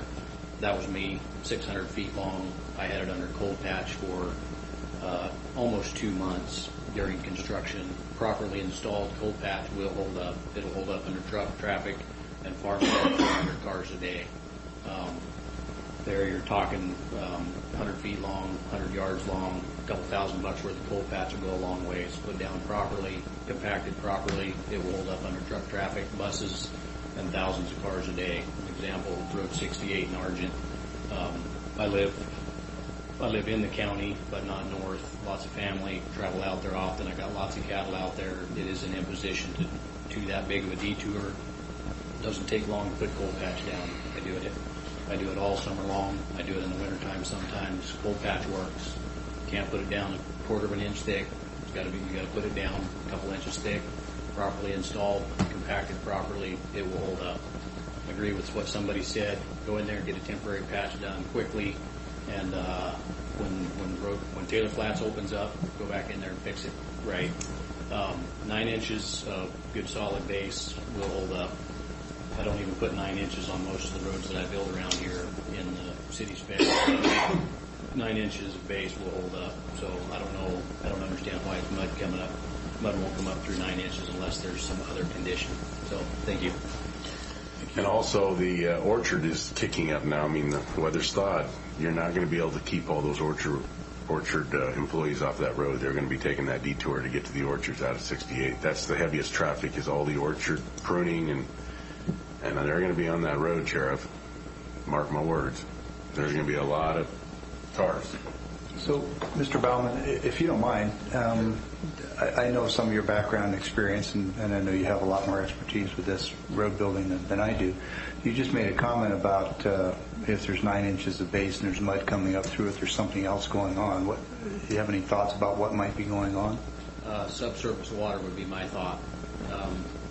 I haven't seen, we've dug through the winter here and there. The deepest I've seen was 7 inches of frost anywhere. Out there being in a high spot, frost could have gone a little bit deeper than that, so I don't know. But if you're pumping, yes, once you get the pump started, you can bring water up from a long ways down. Right. You shouldn't start a pump through properly built 9 inches of base. It shouldn't start. So if something did that, once it starts, it will travel, yes. Or if you've got ground that's saturated prior to the freeze. Correct. From the leak. Okay, thanks. Yes. But I encourage you to go look at it, because these are ramps that were built to get up and over this spot. Yeah. Any other comments? Good morning. My name is Manuela Guriel, and I do live right on Bellevue Road. And I just wanted to mention that we are here together. But I also wanted to know, one of my kids, I take care of my grandkids, and they come home every day, and they go back and forth. But my daughter-in-law comes around. But one time, my son just left through Bellevue, and he had to drop off Miss Delgado across the street on Taylor Flats. And he got pulled over because the officer said that he was trying to get away from him when he didn't even see him. He got his light, the officer had his lights off. So my son says, I didn't see him there. I just had to, and he went across the canal. He took that road out to go drop off Ms. Delgado that lives right on Taylor Flats, right down the thingy right there. And he got pulled over and got a ticket. And my concern is, would he be able to come and maybe they can help him with it, because he has a CDL driver license, and he drives commercial to support his family. And since he didn't know, that he cannot go through there, but he had to drop off Ms. Delgado right there, my daughter's friend. So I am a little concerned about that. And there's a lot of people, like you guys, we were all saying, a lot of people cross through there because the main road being closed. And when the officers are not there, they're not just going 55, they're going over 60. And I know, thank you guys, I know you guys, before we left the house, we saw that the trucks were there trying to fix it. And thank you guys. We're all a team. And if we could do anything, I go around every time, because I have a business down here on Pasco and Sylvester, and I do come around on Alder because I'm afraid of getting a ticket. So I do come around every time. So, but I know that not everybody thinks the same way. So thank you very much, everybody, for your time. And I just wanted to know if my son will be able to go. No? It's the sheriff and the courts. Okay, thank you, guys. Have a great day. Thank you. Mark Kraft, live on Alder. I also wanted to talk about Bellevue. And they found asphalt last week for self-lambing. They patched all the holes on that. And I hollered to them then, when's Bellevue going to get done? Not today. That was cold mix. Yeah, well, we used cold mix. Okay, so there was plenty there of patches they did. And You know, even if you put the gravel on it, let's just drop the speed limit to 10 miles an hour over the bridge, just in that spot. That should be sufficient to get us by for now. I mean, that's all I got to say. But Thank you. Make my 2 cents. Thank you.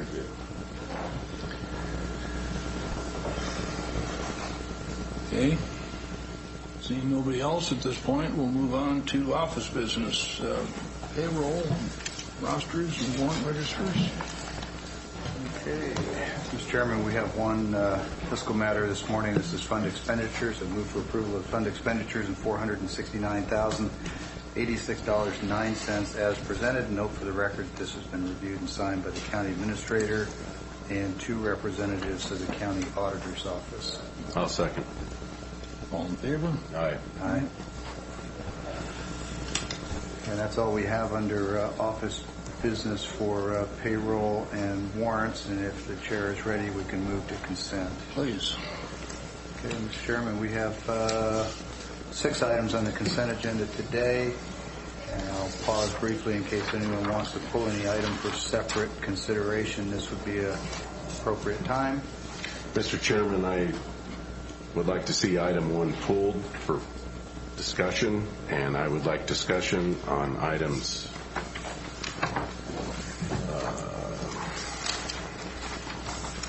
and for clarification, pulling an item is to make it a new agenda item. Yes, we new can agenda have item. we can have discussion on any of the consent items. I'd like to pull item 1 for that reason, and discussion on items 4 and 5.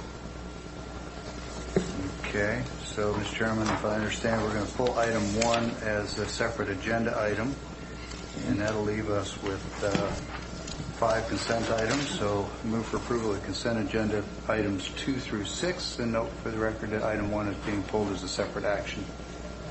Second. All in favor? Aye. Aye. Okay, so we'll go Item 1? Item 1? Yes. Mr. Chairman, because we should go ahead. Carry on the rest of the Discussion on 4 and 5? Yes. So, Mr. Mahoney, could we get you back up here again? And we've already discussed this, but we're on the mile reduction, or the speed limit reduction on Glade and the rumble strips. So what I heard from you previous is the rumble strips, you will pull them if that is reduced to 45. There is no need for rumble strips. Yeah, we will look at that as part of that. I want to make sure that we're on the same page on that, because that's a waste of taxpayers' money if we're putting rumble strips where it's 45 mile an hour, I think. Well, it's important to note the rumble strips that we're talking about are like you see on some of the state 2-lane highways for the shoulders. Yeah. But if we're slowing it down to 45, man, nobody, we're worried about people leaving the road, but at 45, if they're going the speed limit. Yeah, I mean, certainly we want to use them where they're going to make the most sense, and this federal money that we got is very specific in what it's to be used for, and certainly if we can move it to other locations or even go farther up Glade North, Yes. then certainly we're going to do everything we can to do that. So we've already got these funds. Yes. Yes. Okay, so when are we going to do the rumble strips? We're hoping to proceed on this summer. This summer, but not when Taylor Flats is down, I hope. No, we intend to. We're going to get Taylor Flats open before we engage in putting rumbles, because if we start slowing down traffic on Glade, you're going to have a whole room full of people standing and mad, because we've only got one avenue right now, and it's times. Well, what we're finding out is it doesn't tend to really matter when we do work on our roads. People are upset and impacted, and I know because I live in a city that's about ready to redo a bridge, which is going to take my whole access to my home, which is actually going to be a considerable detour for me. So I understand those, but certainly we always try to schedule everything we can to, it's a tough thing in our county, certainly being an agricultural county, on the timing of things. So we try to do them in such a way that they have the least impact. It's important to note I'm saying least impact. There's always going to be an impact on anything we do, whether it be our chip seal program or these types of work. So certainly Taylor Flats, we're hoping we're going to have that I mean, we still feel that's on target. And we talked about the May time frame, and that's still a go there. Anything we do as far as the safety money through FHWA, that will be pretty much just summertime. We actually have the ability to kind of determine to a degree when we actually do work. So are we locked into that location for these rumble strips, or do you have the flexibility to move it further up the road or put it where it's more in need of that 60-mile-an-hour limit? I don't want to speak for the county engineer, but he part of the safety money to even be eligible for it required him to put together a study.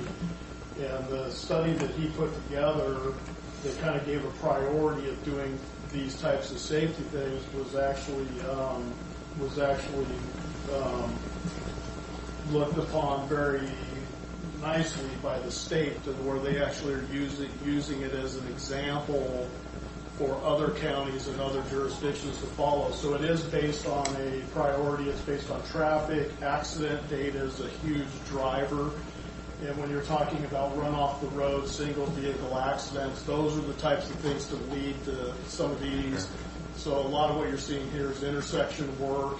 And also when you see like rumble strips, those are, people either crossing the road or they're leaving the road. So Matt, just to summarize, it's federally funded, it's safety oriented, the county engineer has identified that as an area where safety could be improved by doing it, and it's rumble strips on the edge, not across the lane? That's correct. Okay, I'm good, thanks. Item 5? Oh, that was 4 and 5. I talked about them both. Okay. I second. Now we'll vote on the consent. Right.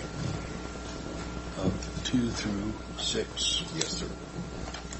All in favor? Aye. Aye. All right, item number 1. Commissioner Peck pulled this last week, and after reading through it,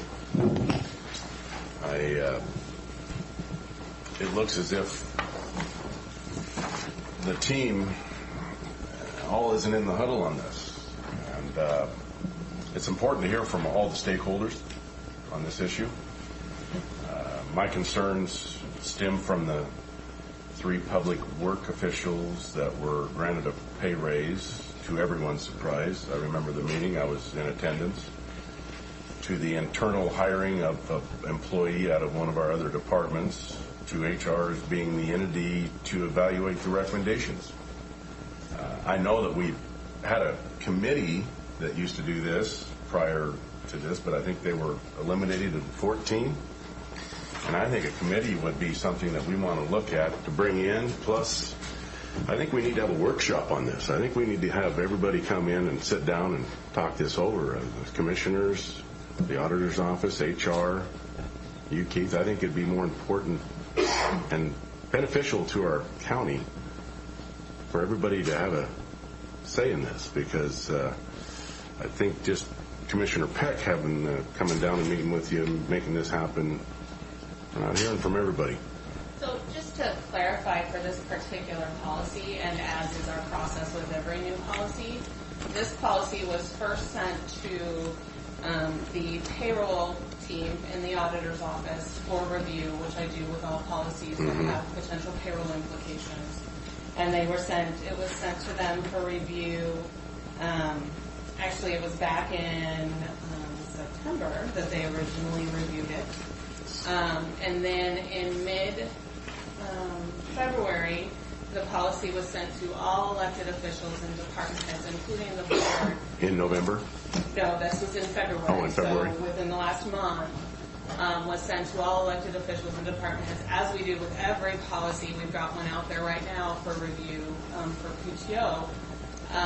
When that went out, I received 3 responses from elected officials and department heads. I received a response from the district court judge, from the assessor, and from the public works director, and all of their feedback is indicated in the agenda summary report. And then after last week, Commissioner Peck had originally missed the call for feedback, and so we did have a conversation, and integrated that feedback as I had with all of the other feedback that had been offered.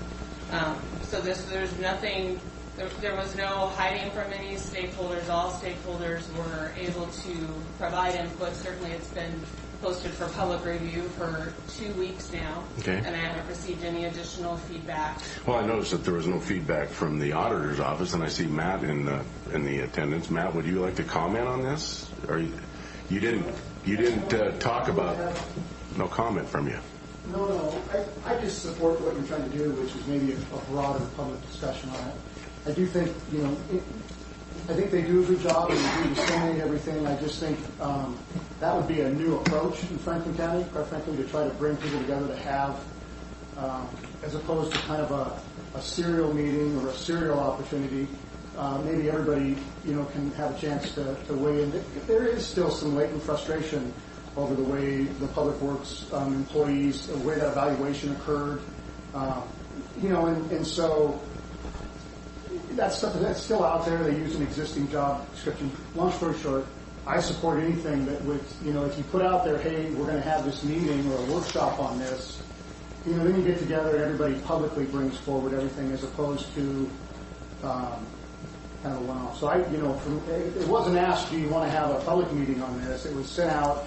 And I think it's hard sometimes for people to understand what do they get to give feedback on, what is important in this. And so we did used to have a committee made up of electeds, and I think the administrator, and they made recommendations. I don't know that it was ever binding, and it was de-emphasized, or changes were made when we got an HR department. So the idea that we might start having broader discussions among elected directors, and even give the staff an opportunity if they have comments they want to put in. I would support anything that's more open and broader discussion. Talked about that committee though years ago that was a 4 or 5 member committee, make recommendations, and an independent elected decided to go around it and hire anyway. So what was the use of a committee? Good point. Yeah, I think you were that elected official. If I recall correctly, it had to do with, and this is what we get into, right? You go to the Hay study, you go to the most recent, you get into the internal politics, and you get into the sense in the organization that everyone in one department seems to get increases or has their grade increases. The only way to dissipate that is to find something, and I don't know what the answer is. Yeah. If that particular policy was not binding and the board decided to go around it, so be it. So, that's what I'm saying is we're having, as evidenced by today, the number of people and chairs we had to bring in. Tri-Cities is growing, Franklin County is changing. To have broader discussions or workshops on some of these issues and include, open public meetings or whatever you have to do to figure out compensation. There is still some, latent frustration. One of the things in 8 years, stuff that goes on out of Public Works, I can't tell you how many times we've heard separate budget doesn't impact this budget. Is that equitable in compensation to have that in there? Maybe, but it would be good to have an opportunity to have that either defended or discussed, in an open public forum. So that's it. Just the openness of it is what I support.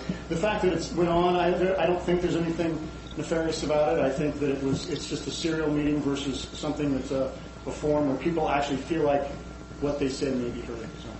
So, Mr. Chairman, there's hardly anything serial about the process of sending out a document to all the elected simultaneously and in parallel, asking for their input, then providing multiple opportunities in this open public forum for them to bring forward concerns and comments, in addition to the opportunity for them to provide it in writing to the county administrator or the board. And those open discussions happen right here. We are the decision makers, and part of the reason that we got away from the committee, as I recall, was that there were allegations at the time that there were only certain select people on the committee and they were weighing things one way or another. The current process is more open, more transparent. It is parallel.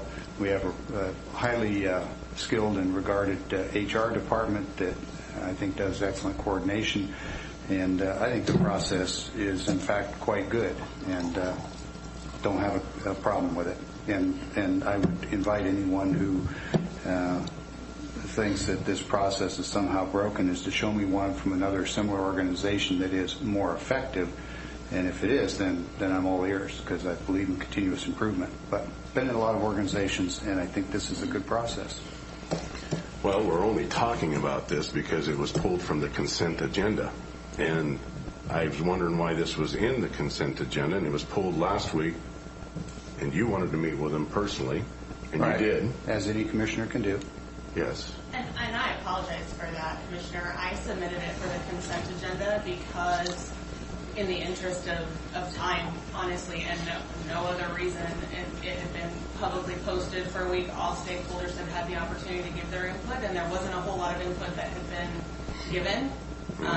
So, honestly, I work very hard to put together detailed agenda packets for the board, and I just didn't feel it was a great use of everybody's time for me to sit here and read what's already in the agenda summary. Well, so it's certainly not in the interest of working around and not getting questions. I've experienced some pretty hard feelings within the courthouse already in my short stint as commissioner about pay increases to departments, and other people are being sort of overlooked. And so, and you heard from them when the 3 public works people got a pay raise. You heard from them, the departments. They're not happy. And I think people, no matter what I think it'd be good to come in and have a public forum with all the heads of the departments and talk it over, because I know in any atmosphere in life, communication is the way things are done. And emails, I'm new to that game too, so I didn't even see it. I apologize, but I'm going through my emails and I didn't see it, hardly. So I wasn't even aware of it until it was on the agenda, and it was pulled last week. Now it's here in the consent agenda again.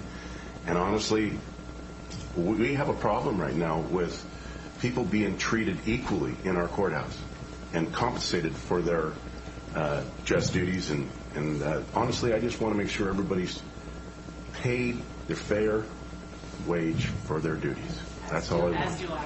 Okay, thank you. And isn't that the purpose of this whole process right here? That's the goal.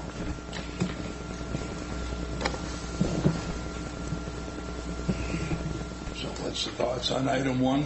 Mr. Chairman, move for approval of County Resolution 2019-080 as presented. A second. All in favor? Aye. Aye. Thanks, Connie. Brings us to you, Keith, please. Just a couple items for the board's consideration. We received a request from the Friends of Sacagawea State Park.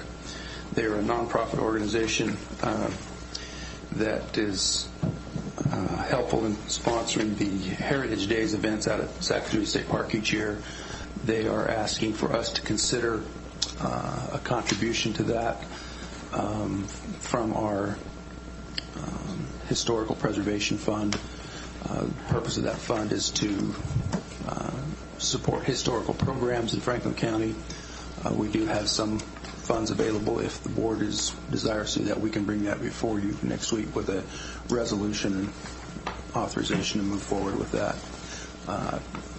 For the record, I think you're probably aware of what the Heritage Days event out at Sacagawea State Park is, but it's an annual 2-day event that promotes the Lewis and Clark Core Discovery Mission, the historical significance of Sacagawea and the state park, and some of the events of the settling of the Pacific Northwest that took place. And it's educational for families and children, and it's a pretty good event. But I just want the board's consensus at this point that you want to consider that. So, Mr. Chairman, I'm well acquainted with the event that's been described. In fact, I have family members who have participated in it for a number of years. This is a state park, and I do not support the idea of using local historic preservation funds for that program, in light of the fact that we have numerous historic preservation programs that are local, city, and county, and would be a more appropriate place for those funds. In addition to the fact that we can only do so much of that external support, and need to always keep in mind that one of the primary purposes of that is for the historic preservation and protection of our own historic records and documents and programs. I can agree with that statement. I think that the state is pretty much on their own. They take money off their license tabs, I believe, for state parks yet. Yep, great program. Just don't think we're the right funding mechanism. Commissioner Didier, I'd be interested in your thoughts on this if you care to share. On the historical program, I'm sort of trying to get adjusted to everything, so I haven't had a chance to really even know what we've done in the past or what is the appropriate use of the funds. So I need a little time to digest and read up on it. I've been reading a lot of other stuff right now, including the needle exchange. So we've used the funds for certain historical buildings in Franklin County. The roof repair on the American Legion building in Connell. We've done some other things like that around Franklin County. So this was presented to you?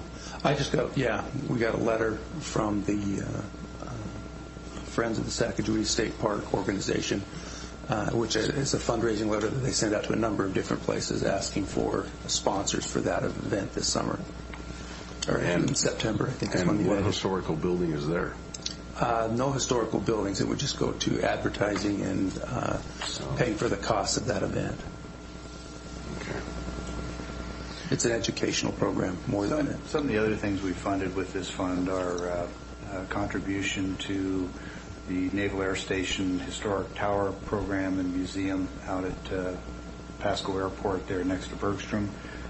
Funds to the Franklin County Historical Society for the protection of Franklin County artifacts and historical records and documents. Those are the ones that come to mind. Connell Museum, thank you. Okay. Yeah, a little more county focused and not a state program or facility. That's all I had this morning. Okay. That brings us to our second public comment opportunity.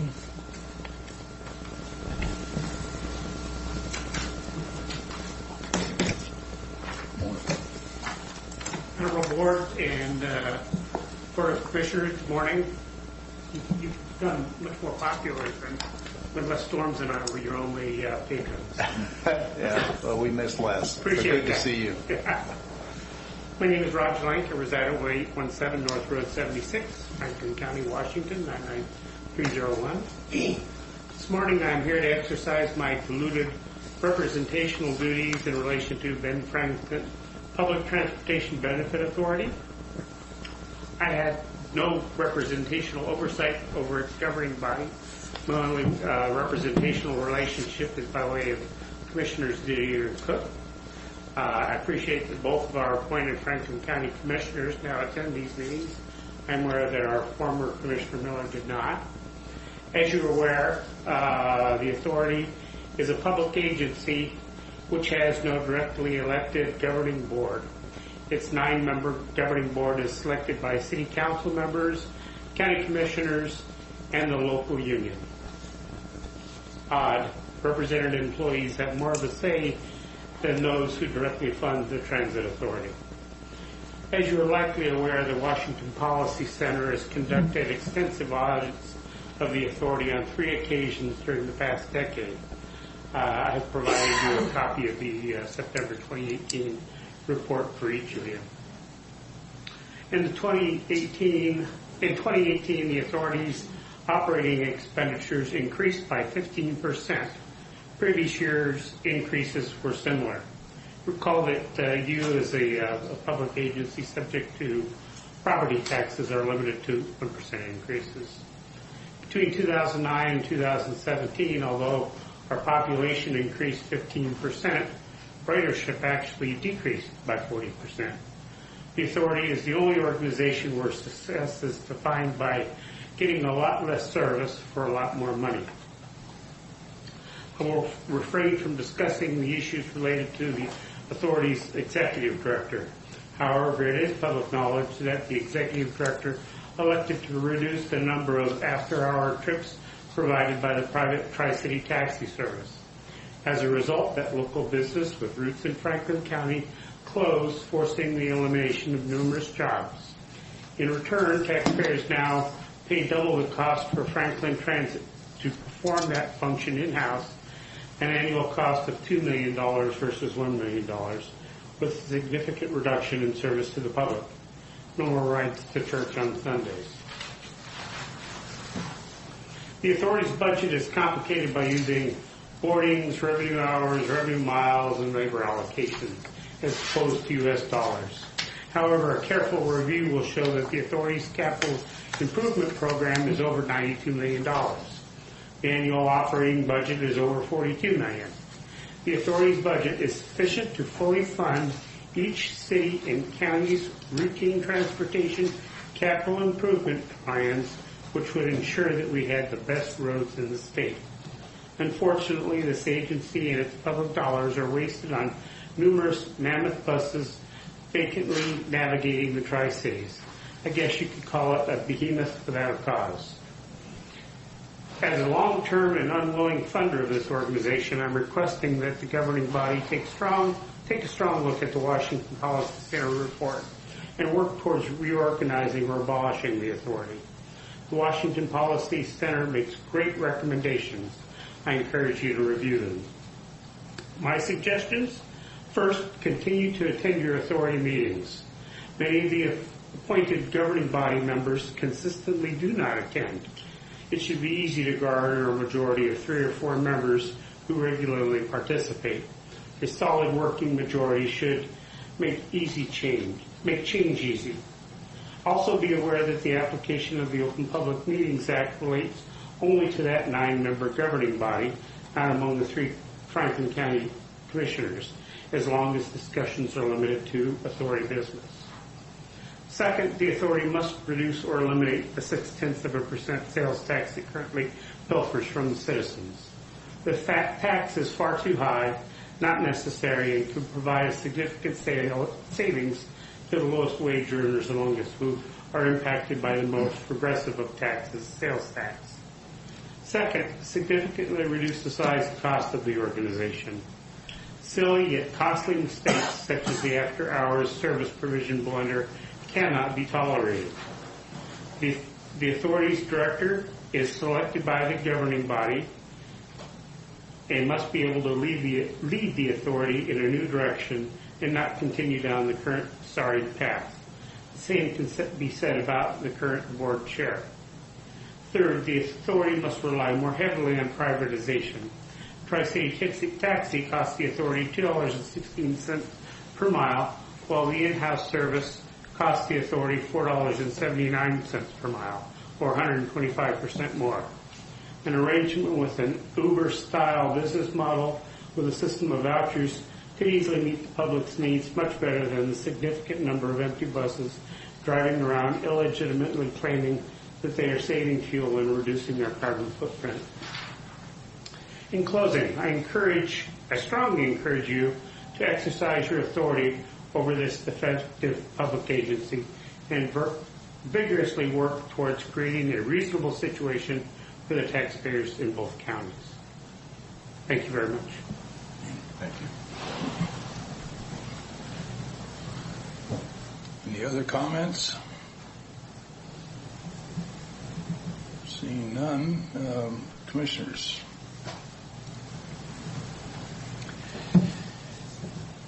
I will be with the Ledge Steering Committee in Olympia next week. If any of the commissioners have particular bills or issues or agenda items they want me to meet with legislators on, please pass those through Keith. And with respect to transit, I've never been on that board. I did attend once as an alternate to Commissioner Miller, and then Chairman and former Commissioner Leo Bowman declined to permit me to speak my views on the transit because I was there merely as an alternate. I'll leave it with that. Thanks. I noticed. Commissioner, did you have anything for the good of the board? I think I've said everything I came to say today. I have nothing. Besides the fact that tomorrow evening, Thursday and Friday, I got a Washington County Risk Pool starts tomorrow late afternoon, and it's in Thursday and Friday, and also my Transportation Improvement Board is meeting Thursday and Friday. Both of them happen to be in the Tri-Cities this month for some reason. I'm not all over the state for them, so I'll be kind of jockeying back and forth between two meetings this week. So I'll be in and out and available by cell phone. Keith, anything more? I don't think so. Karen? With that, we are adjourned. Thank you.